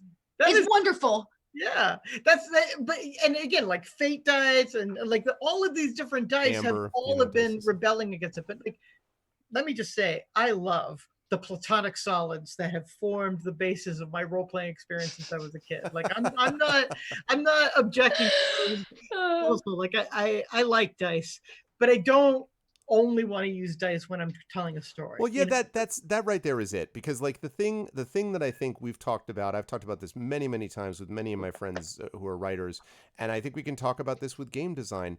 Stop limiting and cheapening and reducing your world. Stop reducing your world. If you're in a genre that is about what if, then for the love of God, lean into what if. And don't sort of say, but what happens if I go out and I don't? You are absolutely have every right to try other things, flipping coins, using looking at sort of the color of people's shirts and determining based on the color of the shirts. I don't know. Like, try stuff, because the only way that these things happen is to try these absurd, crazy, over-the-top ideas before you focus group, focus test, put in guardrails. As Carlos said, start with every rule. Rules restrict and delimit, right? And restriction and delimiting is important to eventually make a game function. You don't want just a game that's just kind of a cloud. But if you start with the guardrails, then, as Dot said, what's the ideal that you're working towards? So, for the love of God, part of this has to be just trying stuff out and seeing what happens by philosophically committing yourself to making something new and different. And we are in a golden age right now where, especially in the tabletop world, where there are a lot of these things that are coming out and different unusual games, which, and this is really crazy for me, even if a game doesn't actually work for you as a game, the fact that the things that it fails at, if you think it fails, or the things that don't work for you, are themselves instructive. Like, growing up as a kid, now some people say that they always bought books, source books, and they always bought those just to sort of read through. Okay, that's cool. I never did that. I got the source books because I wanted to be able to use them for actual play. But as I got older, getting source books, like, again, to use Paul Sega, who's been a guest star on this show, Paul Sega's The Clay That Woke. That book is so bizarrely written. It's really written as this kind of wandering novel of sort, and then there's like rules sort of in there. I mean, it's hopeless in terms of organization. If you really wanted to go, what are the rules? Like, there's no, here's a sheet of like the top 10 rules, because that's not really the purpose of the game. So I have not had a chance yet to play a game of it. I would like to host one on my channel. I'm working towards maybe doing that at some point. But I have learned so much from the presentation of how that worked. And not in that case, I think it actually succeeds in a lot of ways, because philosophically it gets me thinking about the potential of what games could theoretically do. And so that requires faith, a little courage, a little bravery, and a little willingness to trust oneself also, that you know what you would love to play. And so if you know what you would love to play, then take a shot at it, Yep. I want so badly, have I told you this? I want so badly to run a Pirates of Darkwater campaign. Like, oh, nice. Did you watch that? That show was. I remember that show. Yeah, that show was so important to me as a child. I loved that show, and they ended it so early. Yeah, what happened there? It's like, it's so good. I think I think Hanna-Barbera was the like mind behind it all. And were they really? Oh, I didn't know that. Yep. So when they passed, the show was closed down. It was like a huge hit to the show. So it only had like money. It didn't even close out the first season. Pirates of Darkwater didn't, and I'm obsessed with it. So I'm actually in the middle of a debate right now as to whether or not I should just find a system to run a Pirates of Darkwater in, because back in the 90s, somebody actually made a Pirates of Darkwater RPG. It's Oh. garbage. God bless them. I'm sorry. It is. Someone on chat right now is like, listen, all right? Listen here, I did the Dot. best I could, okay? Speaking of being humble, no, but like it just I went and looked at it, and it's not well developed. It clearly didn't get a lot of time in the process piece. You all at home learn nothing about me. I'm about process, not product. So like process is everything in game design, and yeah. So anyways, I've been looking at it, and so I'm in the debate of like, do I go find something like, technically Papers has a pirate build out, right? I could go find Cypher. I could run it in Cypher. I could run it in Fate. There's actually a part of me that's considering Overlight for it if it is just weird enough. But like yeah, and then there's a part of me that's like, maybe I should just write a Pirates of Darkwater. I don't know that I can get the rights to it, but like, how would I write that? And so just looking at Pirates of Darkwater alone, I'm looking at the most important pieces of it, going, okay, magic's not that usable. Most of it is, like, so you're looking at these big picture goals of like how to encompass the world, but also how to get gameplay right. Right. So I don't know that I have time to write a game. Is there in existence either a Voltron RPG or a Thundar the Barbarian RPG? Because I'll tell you straight up, if there was Thundar the Barbarian, if there's a Thundar RPG, oh man, Mystical Sun Sword. oh god, I still remember the da da da da da da da da da da. Ariel and yeah, the lights are, and the dude who was not Chewbacca but the Oogla. the Oogla, yeah. Yeah. But I have to say though, I loved that setting because it was essentially that setting was this sort of weird post-apocalyptic. Yeah, They're it was a wandering through this post-apocalypse. post-apocalyptic landscape, but with light swords and yep, really sort of like grabbed me. way opposed. Yeah. Oh god, Thundercats RPG, obviously rock god. Like, I mean, yeah. Good god. Why does that not exist already? Yeah, I know exactly. That's true, actually. Why doesn't either any of these things exist? There's got to be a market for a Thundercats and so RPG, let me tell you, right? here's the thing, right? This is the point where I start as a GM and a designer. I start going, are we simply needing it to just build off of something that's already out there, or do we need a full-on Thundercats RPG? They would sell that like hotcakes. Are you kidding Oh my me? god, are you kidding? I wonder if they can't get the rights though, because it's still existing as a cartoon thing. Possibly. I mean, it's the big thing that I run into, right? Because I'm so thoroughly inspired all the time by other people's work. We were talking about this derivative, right? Like the Brave Little Toaster is obviously what inspired my Fate of the Appliance Words campaign, right? Fate of the Anchorman was clearly inspired by the Anchorman movies. Yes. Like, it's very, I take all of these derivatives from stuff. So I'm sure the rights, like there's no way I get the rights to Pirates of Darkwater. You can barely find it online. I don't know though, Dot, because there are a lot of these things that people manage to get back some of these rights for things that no one picked them up, and they're just sort of floating out there. I'm simmering on an idea for a reboot game. Well, you watch Reboot? I know of that. I did not. Oh my god, Reboot. That show was my jam. I would come home every day from track and I would watch Reboot. And I loved that show. And it's brilliant because you are in this like very, very futuristic world. But the game is a game within a game. Basically, in Reboot, they all live inside computers, and these games drop out of the sky. These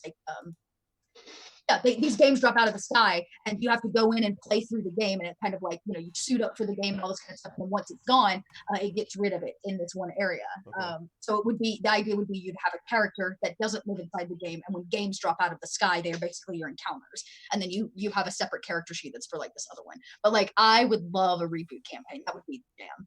The names are so cool. Hexadecimal, what a badass name. Like, what a great bad guy name. Hexadecimal? Hexadecimal. Yeah, and it was a woman too. Hexadecimal was a woman.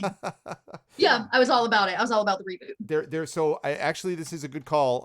You're right, Shadowner. There is an Under the Broken Moon Thundar the Barbarian RPG. I'm looking at it right now. Although, in fairness, it's based on the 1992 edition of Over the Edge, which I have to admit I've never heard of.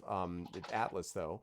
And so there's an adjustment of it, and they have so you have technical unusual trait, narrow non-combat trait, standard trait, and then non-combat trait. And then you have average, good, superior, or monstrous, and that changes like the effects that you have. You have a sign for each trait. So anyway, there's different things like this that exist, but even this is like a little. I mean, I mean, this is back in 2003, but it's interesting though. I didn't even know that it existed of one kind or another, but that's neat. So yeah, I mean, like the point is that things like these exist, and then the question is, yeah, do you adapt them? Do you adjust them? Do you 5e them? You know, in certain cases because of the open license that a lot of games have been doing, or do you write something brand new? But sort of learning from the process of what's out there first, I guess, is the point I'm making. Makes it easier to be able to do that. Well, and the commercial viability that was mentioned earlier, it's another important point, right? It's like sort of like if it's too innovative, if it's ahead of its time, it might be a work of genius. It might even pick up a couple of awards, but is it going to sell? Is it going to be something that captures enough people's attention and get enough people to try it? Because there's something daunting about a new rule set, right? There's something daunting about like trying to find out, okay, so there are no dice here. Instead, I have to sort of just like, do X, Y, and Z. And all of a sudden, the unfamiliarity becomes an impediment to getting to the fun. So it's a strong thing to think about, so like we're having a great time with Vesper Genesis, but the reason I was able to walk right in is because I'm familiar with D&D. No doubt. And they made they made adjustments. I just talked about this on Speculate with Mike, that they made adjustments that were appropriate, like we talked about with Rope Trick, versus Dimensional Pocket, but they were still using the foundation of what was really an excellent system, and that was open enough to, sort of contend with that. But one of the things that occurs to me is I do think that theme can help cover some of that problem, because again, like if you threw out there Voltron the RPG, there are a bunch of people that would be like hell to the yes. Like they would learn. So many people. Oh my God. If you were like, it's got its own lion combat system. Good God. Like sign me I would, oh God, right now. I'm telling anyone right now, I will straight up cordon off Spot of Time to freaking Game Master a freaking Voltron RPG. If that ever exists, you have no idea. Like, oh man. And so anyway, these things like the theme, which is why I think games like, I also think that certain RPGs have been successful because the theme has managed to override problems with the mechanics.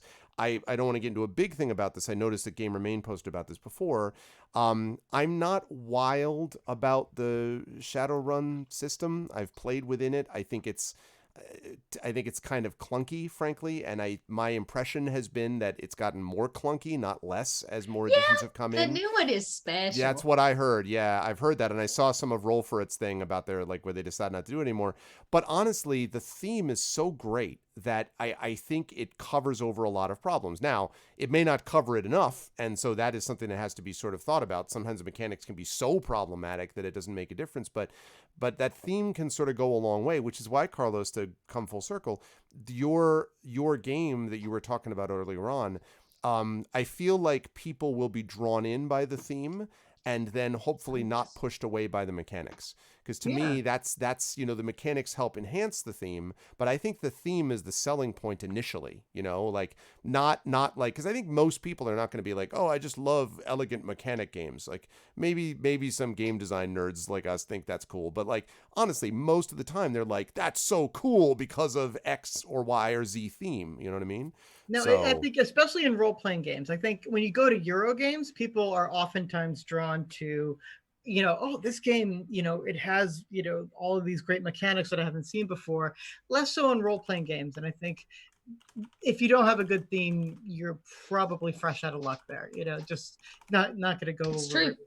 And so, that's why, oftentimes you need that kind of elevator pitch. And so like, Dot, I'm so grateful for you giving me that meets, that magic, phrasing. You did. You pitched it, and I was like, I am here for this. Yeah, I'm so here for this. Yeah, I was really. Pitch language, that's extremely useful, and that's the thing. It's like we need to be able to do pitch language not just because we want to sell games, but we want to invite people to play games, and so giving them ways to latch on, especially when you're trying to do something that's out of the ordinary, something that's a little unusual, is a way to invite people. And so it's an act of hospitality that I think is an extremely important part of game design. How are you going to be hospitable to new players, middle, journeyman players and experienced players? How are you going to invite them to a better play experience each level that they gain in familiarity with your game? Yep, for sure. All right, let's talk a little bit because this has been. I really am enjoying this conversation, but Yeah, I don't want us to keep going, forever, because I do want to make. I know people have things to do, etc. So, let's talk briefly here. Let's move to talk a little bit about product review. If we have anything we've been trying that's not our own, that we would like to talk about that we want to bring up first, I will quickly mention the threats database. Full disclosure: Alligator Alley is a sponsor of this channel and a sponsor of our Esper Genesis game. That said, I think Carlos would agree with me that the Alligator Alley guys put together really good products. The players have not really been exposed to the threats database very much because I frankly don't want them to know everything that they're going to face. But the pictures and the sort of the stat work and everything else is just, you can see why people like Rich Lescouflair, who do stuff with DM's Guild work, as I know Dot does, why those people make such good designers and all these other aspects, because it just is so polished and well put together. And again, it's one of those books that you pick it up and you're like, you just immediately think just super pro. Like, this is not amateur hour, it's super pro, it's well designed and put together, it's well conceived, and it really does feel like you're playing essentially a Mass Effect role-playing game, essentially, with even the monsters that are represented. One of those creatures that the party ended up finding was this creature that's basically this massive energy slug that fastens onto ships and basically sucks energy out of the ship, and has particular issues with the Bellari, which is kind of this star robot like star-like creature that is used as a containment suit to walk around. And one of our players, played by Zach Clay, right? Say again. Star in a jar. Star in a jar, yes. So our guy Starboy basically is Kaz Moritas, played by Zach Clay, who Dot knows. He's like that class, is that race is really interesting, but for them this creature is particularly like, it's the coming of Satan, right? Because it's like the sucking of energy. Like it's a thing which is sort of directly. So there's all of this ritual built up with the Bellari race and what they think of it ritualistically. It's just really, really cool stuff. So I just wanted to give them a pop. Again, full disclosure, they sponsor us, blah, blah, blah. But it's really good stuff. And if you're looking for a space opera RPG that is based on 5e rules, I think this is your choice right here. There's other great stuff. I know Dot does Scum and Villainy, and I've played in that system what too. I was going to talk about. And that's great space stuff, and I'm not in any way minimizing that. But if you want space opera, I think that Esper Genesis has got it nailed, and this is just another example. So kudos to them on the threats database. Dot, go ahead and talk about Scum and Villainy. Okay, well, I want to plug one thing first. Sure. So as much as I'm always like, don't just play D&D. I'm going to promote something that's both from a friend who's recently wrote it. It's in Kickstarter mode. I've backed it, so I'm a full-on backer. But I think it's really interesting because you have heard me talk about my issues with 5e, and where those kinds of lines are, and some of the things that I think that the character building oftentimes is very pigeonholed. So my friend Grant Ellis, yeah, I know Grant, former guest star on this show as well. Oh, really? Yes. Yeah, Grant, a good friend, just released his Kickstarter for his 5e build out called Grim World. Which is kind of this progressive view of the 5e book. It's dark fairy tale, and it kind of uses unusual mechanics for both the GM. So it talks about the GM as an actual character. So as a GM, you play something called the narrator, which is the narrator, and you wear specific masks as the narrator, which is really, really cool. And then the character building is kind of unique in that it opens things up for a little bit more freedom and self-expression, and you're built off of more like traits than you are these hard, like, here is your race, here is your class. So it's just really interesting. It's very well done, and it's already been completely back, I'm going to be honest. Yeah, I just put a link to it in chat, actually. 25,686 backers, 90 to goes. Yeah, actually, you know what? I had heard about this, but then I didn't take a look at it. I got to go back and look at it. Yeah, that's cool. So I'm very, very excited about it. I went ahead and backed it. So that one just dropped. So I just wanted to give a little plug to my good friend Grant Ellis. But yeah, it's okay. So I've been playing through a Scum and Villainy campaign, rounding out at the final game this Wednesday of the campaign. We've played 12 games at this point. So pretty decent campaign between the prologue and the full one that we ran. I love this system. So for the first time since we started playing, we actually did the actual heist, which is what this game is like based off of. And if you like heists, I really love the system Scum and Villainy has come up with, because it is the issue always with a heist is plan the thing, and then we want to role play from start to finish through the heist. And that makes heists sometimes terribly boring. When really, when we think about a heist movie, the most important thing about a heist are like these key points, right?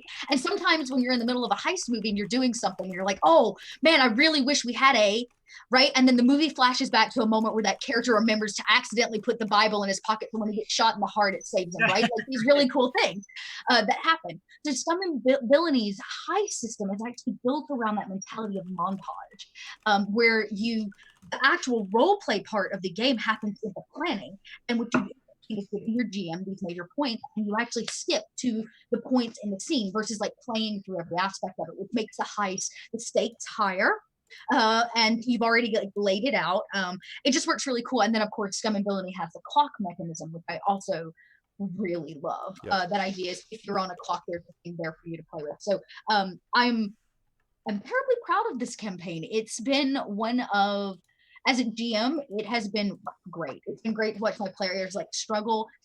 Earlier we talked about like setting up worlds and like setting up the atmosphere for your players to really play in. And I took a bold move in stepping out of Scum and Villainy setting and building my own like world that they were playing in. We were just simply using rules, but it's been cool because my players are like here at the end, like it all landed in the penultimate episode, and they're really picking up on the themes that I'm playing with. And in our after show, we were talking about it for our Patreon supporters, and it's just that, I don't know, it was that moment where we really, like the cast was like, they're saying all these things, and I'm almost in tears, like, oh, you're getting it. I put all this time, all this effort, I built this giant story, and all the pieces are falling together, and the struggles, the themes, and stuff that I really wanted to permeate through the campaign is hitting them like deep in the chest, and it's making for this really great space opera, I guess you could say. But yeah, so I'm all on the Scum and Villainy boat at the moment, like super duper hardcore. Nope, I've heard, as I say, I've played it myself. I will just quickly give my podcast Speculate. I feel like I mentioned it 3 times this show at least, but we did a campaign with actually Carlos's agent, Dongwon Song, and some other folks that were invested and involved in this Alex Axe and SL Huang and myself with Mike GMing.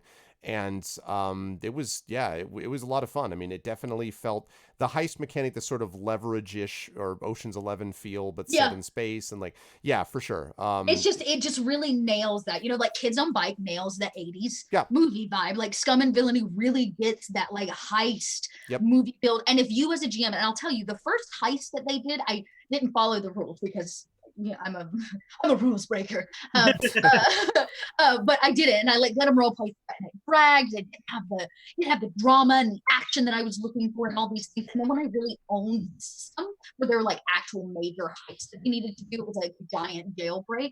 It just worked, and I love it absolutely. I've actually thought about doing other heist games and just using the mechanism of the montage, the heist montage for other things. Like it's just great. Cool stuff. That's cool. Carlos, what about you? Do you have a particular product? And it doesn't have to be, by the way, a game. It could also be if you had a set of dice that you just got that are the best dice ever, or things that destroy dice because we hate dice now. I don't know, whatever. Like, what have you got that you would highlight of recent vintage? First of all, I want to be like, thanks for taking my answer. Yeah, that Blades in the Dark. Hell yeah. So I've been reading these actually on Johnny's recommendation. I've been very, very busy for like a year now, and I have had a ton of time to do as much reading into this sort of stuff. But since my sabbatical is about it now, I'm moving into a time where I have to do it for my job, which is a good way to force myself to do it.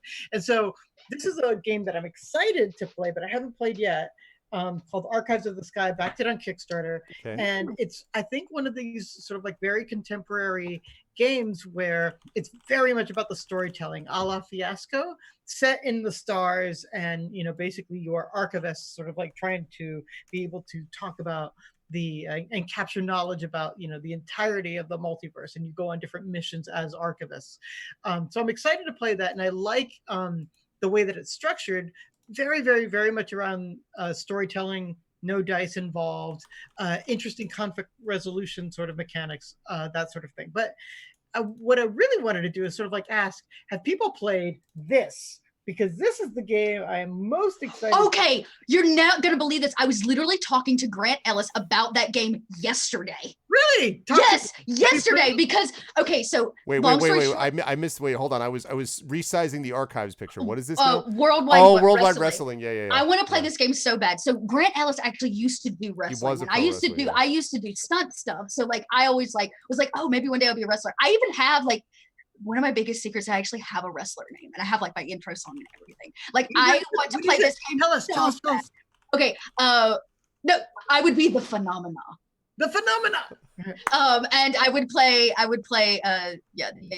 They have a song called The Phenomenon. It's just great. It's like the perfect. I'll start dropping like you talking. I did not mean to interrupt you, but you got me so excited. I want to play that game so bad. Okay, so please run a game and I will play in it because I'm very excited about it. Also, I love how the rules are written. It is just so well written, just as in terms of just like how the rules were put together. And I had never known anything by Nathan Paluetti before, but I was an instant fan after reading the rule set, and it just taught me a hell of a lot. Like I'd never heard of the concept of kayfabe before I read this, but kayfabe is awesome. It's basically a way to sort of like describe how you realize that you're in character and out of character sort of like at the same time. And it is just like one of these things that's useful in life, like to have this kind of vocabulary that you get out of it. And that's one of the things that I think it does so well, that it gives you so much vocabulary and so much knowledge about wrestling so that you can, after reading it, get right in there. And, you don't have to worry about killing yourself jumping off the ring ropes. It will have very much the feel of it in other parts, like really authentic parts, because kayfabe is something that role players do all the time as well. So there's a meta aspect as well. And so it just looks like it's really well put together. It looks like it would be a ton of fun. Yeah, you know what? I'm so glad you brought that up, because like Grant Ellis and I have been talking about it in secret for a while. Like even if we just did a one shot of it, but I want to play it super duper bad. Okay, wait. All right, so here we go. Oh yeah, here's the. Tell me this is not a wrestler's entrance. I was gonna say you might have to click the link. I think. No, I've got it playing right now. Like the on stream. Smoke burst through. It's the Phenomenon. And his name was. Phenomena. Yeah. I gotta say, that's not what I was expecting. I was waiting for Phenomena. That's not intimidating. I have to say though, I would love to see, wrestling.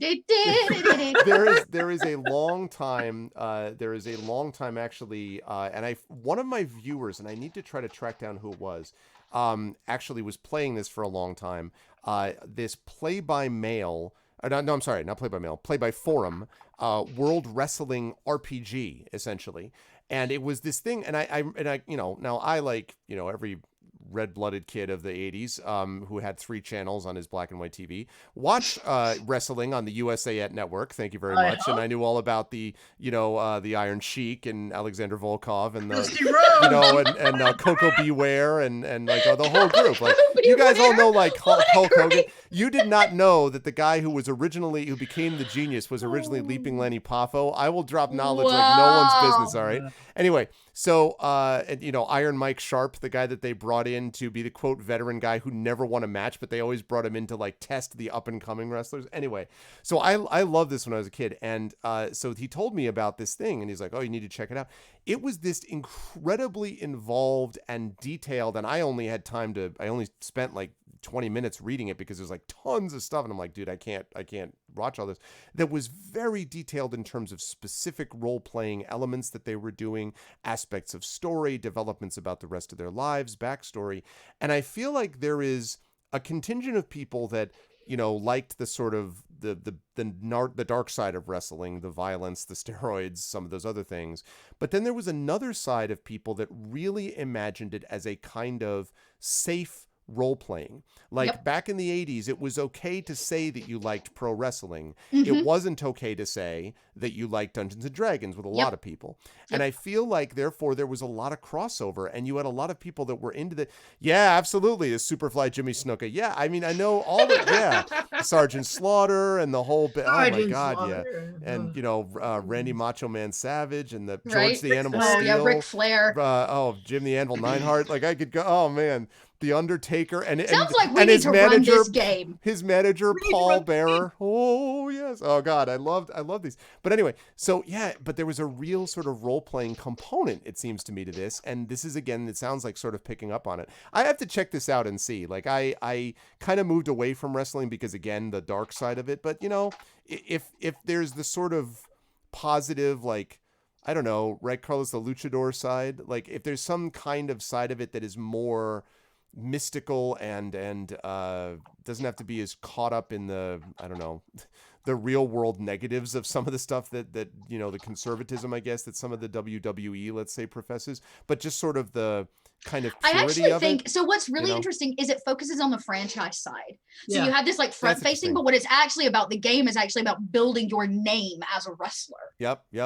So it's about like, you have to also be like business, which means that you're playing the like behind the scenes as much as you're playing. That's okay. Like, That's actual, interesting. Yeah. which is, I just think it's super cool. Yeah, that I is just really love neat. it. Oh Dude. God, Rowdy Piper, rest in peace. Jake the Snake. Oh, the DDT. Oh, Take the One of the snake- best finishes. The best finishes ever was the DDT. Oh yeah, man. like he did this. You know what? Yeah, Here, He did the everybody. snake thing, but the DDT was just the head through the shoulder and then just the immediate drop death. Like you're just like, you're done. Now you're completely finished. Oh man, the DDT. There it is. Yeah, For all of you worldwide at home. wrestling role playing game. That's cool. That's cool. I think I'm So just gonna go this ahead is and buy neat it. stuff. Yeah, that's very cool stuff. All right, so we have worldwide wrestling. We got archives. We've covered all of that. That's Mhm. awesome. I was trying to think if there was anything else, but I those are like the big ones I think right now. That's just like Scum and Villainy is like satiating in my brain. Oh, I did play Teens in Space too since the last time, which is built off of Kids on Bikes. I was gonna say, I'm just a good pattern. So next Yeah. is gonna be dinosaurs on meteors, right? Yeah, Like, yeah, next yeah. we're just gonna have a vacancy. We'll take the chicken That cat. game's real short. It's really explosive and real short. Yeah, no, It's only a one shot, like literally only. Literally, one like one meteor. yeah, Teens in Space is very much like Oh, Xenon God. of the 21st century for all of you that were part of the Disney, growing up the Disney realm. Oh, But yeah, man. your Teens in Space, just like your Kids on Bikes.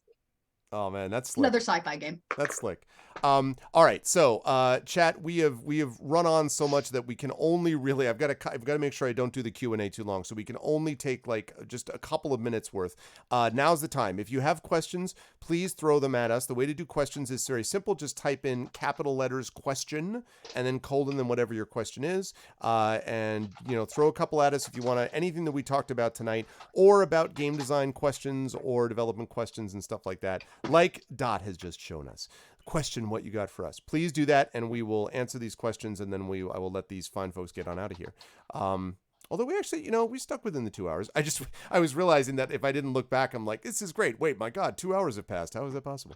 You know what I just found? I just found a great blog that talks about Pirates of Darkwater. I was going to try to link you guys to the old 90s RPG. The first thing up on Google is this blog that's like, why this game sucks. Oh boy. Yeah, it literally says epic fail. Wow. Yeah. Yeah, because you can tell the difference, between someone who tried to put some time in it and someone who didn't. I don't want to wade into this controversy while we're waiting for a question to jump through to come in from chat. I don't want to wade too much into this, but there was you probably will have heard of this Wendy's RPG that came out that Wendy's released, which is basically you have to take down other burgers and stuff. So it was a legitimate, honest to God designed RPG. The problem was that they released it and then didn't give any credit to the designers, and like they did stuff that was not so cool. And so Critical Role actually did a one shot on their channel, and people were not happy because I guess they just, one, they weren't happy because they didn't like Wendy's, but two, they weren't happy because they didn't give credit to the designers in the game. So I don't know, like I don't want to get into that. All I know is that I just heard many good things about it as a game system. So That's interesting. It's unfortunate that okay, can we just pump the brakes for just a second while Sure. I'm standing here with all of you and talk about the fact that RPGs have become so mainstream that corporations like Wendy's are using them as marketing schemes. Oh, I'm telling you. You guys. Living the goddamn dream. Right? RPGs now we just need to get paid for it, mainstream, but still. dude. Yeah, no, Like, I know.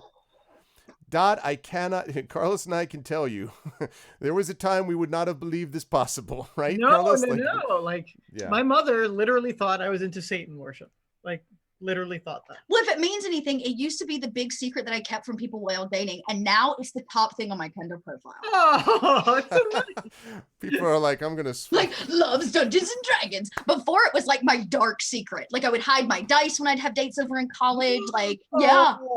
Wow. My nerdy heart is palpitating. I know, but now Wendy's is publishing RPGs for marketing purposes. No, I know it. My mind is next thing it'll be like Walmart Battle of the Corpse or some shit, like exactly. And then you go in and you're like, this is probably garbage, and they're like, well, it was designed by this guy, and you're like, God let's hope damn you don't it, draw John the Harper. Sears card. Why did John Wick design this game? That son of a, like, it's crazy. Yeah, Wendy's has a dating app as well. I do not know what to make of that.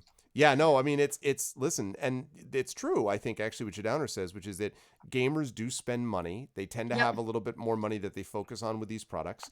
And they are the kind of people that then spread the word to other people and want to know more about it. And they'll buy supplements and, so yeah, there's you can get some serious actual business stuff that will benefit you out of this. And again, and I think it's tying into what role-playing has always done really well. As Carlos said, the sort of amazing quality of role-playing is that everyone at a certain level did it. So if you can kind of tap into that, then you can get that sort of excitement that Dot expressed about like how amazing it is that this is now kind of a mainstream thing. So, all right. So do we have any other questions, folks, from people? I don't know whether I should ask the how much wood could a woodchuck chuck if a woodchuck could chuck wood with a +1/+1 Vorpal sword. There's a real answer to that, really? There's an answer to a woodchuck. How much wood could a woodchuck chuck if a woodchuck could chuck wood with a +1 Vorpal sword? There's a real answer. Okay, I had to read that out loud to make sure I understood what was being asked. I mean, he would chuck +1 amounts of wood. Right. He would chuck +1 amounts of Vorpal X wood. amount of wood +1. +1, yeah. Right. So, unless it's +1. There's your equation. In which case he'd be more efficient in chucking wood X +1. But does chucking involve swordplay? Like I'm thinking like a wood chucking is like a wood, like a wood chuck. Right. So do you even get the +1 unless you're stabbing it and pops it? Yeah. Like is that chucking? I don't know, but what the hell is up with a +1 Vorpal sword? Or I mean, it's like Infinity Plus, right? Like how does it even work? Like decapitate +1, like how +1, yeah. Oh my God. Let me just quickly say thank you to Kooky Canuck for the 21-month sub. Wow, man. Thank you so much. I appreciate the Twitch Prime sub. Oh, look, I found it. Okay, here's the Darkwater rule book. Okay. It's online. Hang on. I found things. Can we just like play it for 5 minutes and then just like never speak of it again? It's real bad. But you know what's crazy about it? It was freaking illustrated by James Holloway. Wow.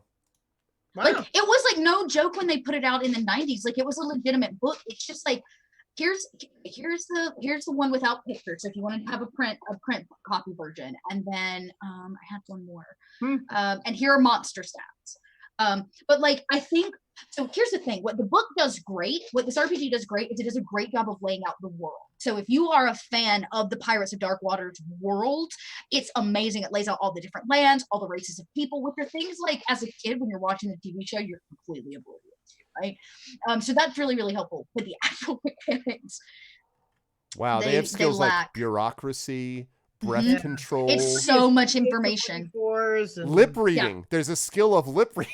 Yeah, to lip read versus like really what it needs. And you can tell this comes out of a time when RPGs were more mechanics heavy. Every RPG in the 80s and 90s was just more mechanics heavy. As RPGs have evolved, they've become more role play friendly. We skim down. We talk about like that process of getting rid of things. This RPG just needs to like start hacking away at stuff, like get to the core of what you want. Well, you know what's funny too is that there's actually literally, I just looked through the skills just now. there is literally no general sort of gift of the gab type skill. So literally, you have no ability to convince anyone apparently charismatically. You just need to lip read. So you just come into a party.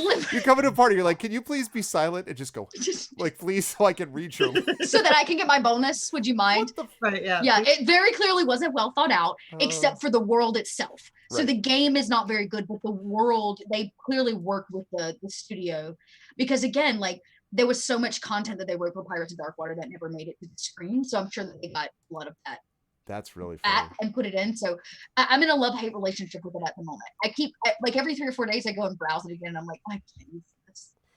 Pirates of Darkwater. Yeah. Wow. Those relics are cool.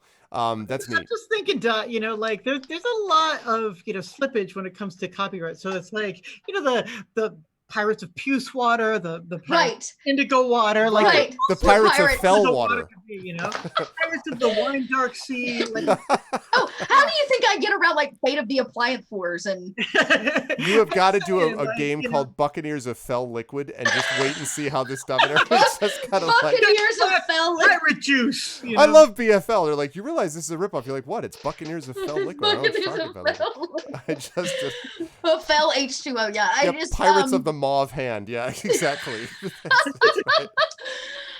Yeah, I'm just it's something I want. Maybe I'm trying to dig now. I was just looking at the wiki to see. I bet the studio still owns the rights. I might just reach out. Like, what's the worst that can happen, right?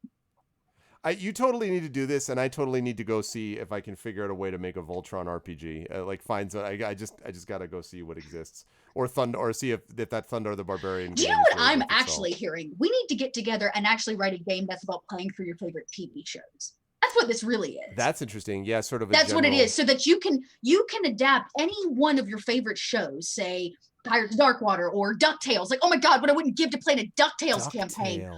Right? Or Chip and Dale Rescue Rangers. Yeah? And so, like, or the Mask RPG. Oh my God. Mask is a mighty power. Sorry. Yeah, right? Sorry. So all of that, like, anything you want, but it actually, the base game needs to be about playing your favorite Saturday morning cartoon. That's what it is. It's a Saturday morning cartoon game. A Saturday morning cartoon. Well, and yeah, Lone Wolf, there is actually a Teenage Mutant Ninja Turtles role-playing game, which isn't bad. There Can I be April O'Neil? There's a Gummy Bears. Yeah, we need a Gummy Bears RPG. No way, there is not the Care Bears Gummy RPG. Cartoon. The Rainbow. The Gummy Bears cartoon was quite good. It was so good. It was quality. Yeah, become a Twitch streamer. I was thinking here. What was that song? Bouncing Here and There and Everywhere. That song's. Oh, the nostalgia, you guys. Wow. I need to write this. The Baloo Bear, like he was flying a plane. Oh, that was Tailspin. Tailspin, yeah. Tailspin. Yeah. Tailspin. Oh my God. Yeah. Remember Tailspin? Do you remember the ill-fated Thundercats in Space Silverhawks? Yes. That was out for a while. Yeah. Silverhawks was legit too. It just wasn't around that long. Yeah, it needs to be a Saturday morning cartoon game where you adapt a cartoon, and part of the game is actually being a good Saturday morning cartoon. And like, there's an audience bar. Oh, so you need to like, wow, Lone Star. Oh my God. Oh my God. Yeah, jeez. Yeah. That's interesting. So yeah, so you have to basically. The show is turning into a think tank, everybody. Oh my God. All right. I have got to let these people go because we're running over. We'll just keep talking about this for the next 3 hours. Yeah, that's great. Yeah, there should be a game actually based on that cartoon D&D, guys. Like, I think there's a real market for a Dungeons and Dragons game that could really. Critical Role didn't teach us that, did they? $11 million later. $11 million. But no, this was really, really great. What a fun show. So I will start going in the other direction. This time I will start with Carlos. Carlos, what a great pleasure. It was really a lot of fun. What is there anything that you would like to highlight about stuff that people need to be on the lookout for, either in game design or obviously in terms of writing that people should be looking for, or appearances you'll be making not on this channel? Oh, sorry. I am going to be making it to Unpub. So I'm going to be buying a ticket, I think today or tomorrow. Okay. And I'm hoping to, among other things, playtest a version of this game. And so it'll be sort of like not quite beginning, but certainly not the end kind of version of it. So I'm looking forward to that. And so I'm going to be in Rhode Island next week to talk to a bunch of people about Silent Gabby Break the Universe, and I'll be at the Miami Book Fair in a couple of weeks. So lots of travel in November. Good stuff. And of course, you will also see Carlos right here on Esper Genesis as well. You'll find him also. But thank you, my friend. Always a pleasure. It was great. Yeah, And thank you. This is great fun. this is a lot of fun. So thank you so much for being with us. And Dot, as always, so much fun. This was really great. Oh God, the Herculoids. The Herculoid. Herculoids. With like Shmoo and Little Oh Wow. my God. Shmoo and Little Shmoo and Little Shmoo. Shmoo. Oh my Wow. heavens. Oh yeah. I'm surprised there hasn't been a Smurfs RPG either. Oh, there Yeah. must have been. In fact, I remember there was a purple Smurf, not mod or something, but just like characters in Dragon magazine so that you could have a Really? purple Smurf attack. And, it was like a blood fest, where they were going ganap, ganap and biting you and the whole thing. Wow. Oh man, bloody Smurf.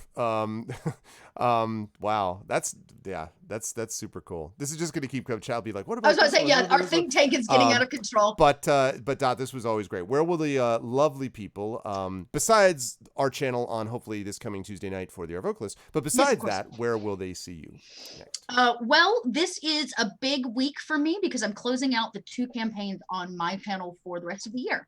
I'll be filling my time probably with some DM planning and some writing, so you'll be able to tune into the channel and see me do that. But I will be closing out both the Witch Girls Adventure, it's the 2nd season plus a prologue that we did that's closing out, and then Summon Villainy closes out on Wednesday. So Tuesday and Wednesday you can check the channel actually right before I pop over here.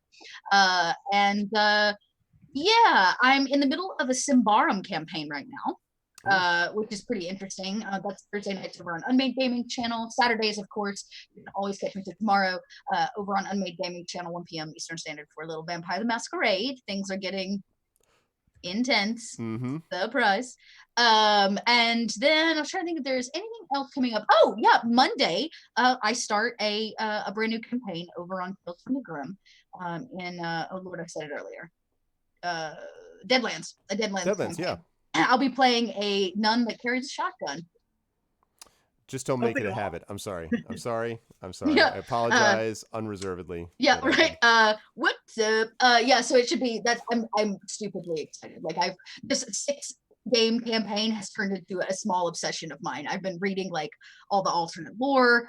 That she was there at the Gettysburg event, which is like a whole thing in this like setting. Like I'm so excited. Nice. So you can come see me wear a nun hood if you'd like. From Lucy to nun. That's my transition over the next week. It's a big stretch. Listen, given how on point the Agatha costume has been, you're able to make these quick changes with alacrity. I would Thanks. say so. But always a pleasure. This was a lot of fun. Thank you so much to Dot. Yep. Thank you so much to Carlos. And Carlos, what a pleasure. Oh, We're like likewise. 2 degrees of Great. like separation. We're always here, but not actually in the same game. So total pleasure. But I'm just gonna wave this around. Yeah. We make Pro it. wrestling.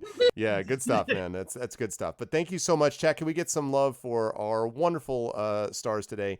Thank you so much, Little Red Dot. I'll see you soon. Thank you so much to Carlos Hernandez. I will see you soon. Thank you, folks. Good stuff. And bye for now. And that is going to do that. Boy, that do it for that. That was really awesome. I had a blast with that show. Because yeah, man, the nostalgia. I mean, Dot's right. Like the nostalgia is just like, it's so good. And again, those cartoons, obviously they were commercial and obviously they were designed to make money and sell figures. But despite that, there was something about them that made them work in a way that I think would not necessarily have worked in other contexts. There was a kind of, I don't want to say purity is not right, or innocence exactly, but there was kind of a consistency thematically about them that really kind of made a difference. And so that anyway, man, that Voltron RPG, I would straight up, if there existed a Voltron RPG, I would 1000% figure out a way to get it on the channel, some way or another. Because oh my god, it would be all about that. It would be great. Oh, thanks, gamer. I appreciate that, man. So listen, that is going to do it for Masters of the Dungeon, but it's not going to do it for the stream. But I am going to stop the recording and thank everyone who's watching this for Masters of the Dungeon on my YouTube channel. Thank you so much, and please check out our Twitch channel. Check out the next time we do Masters of the Dungeon. We do this once a month, so we'll be back in December. So definitely make sure to check that out. And bye for now.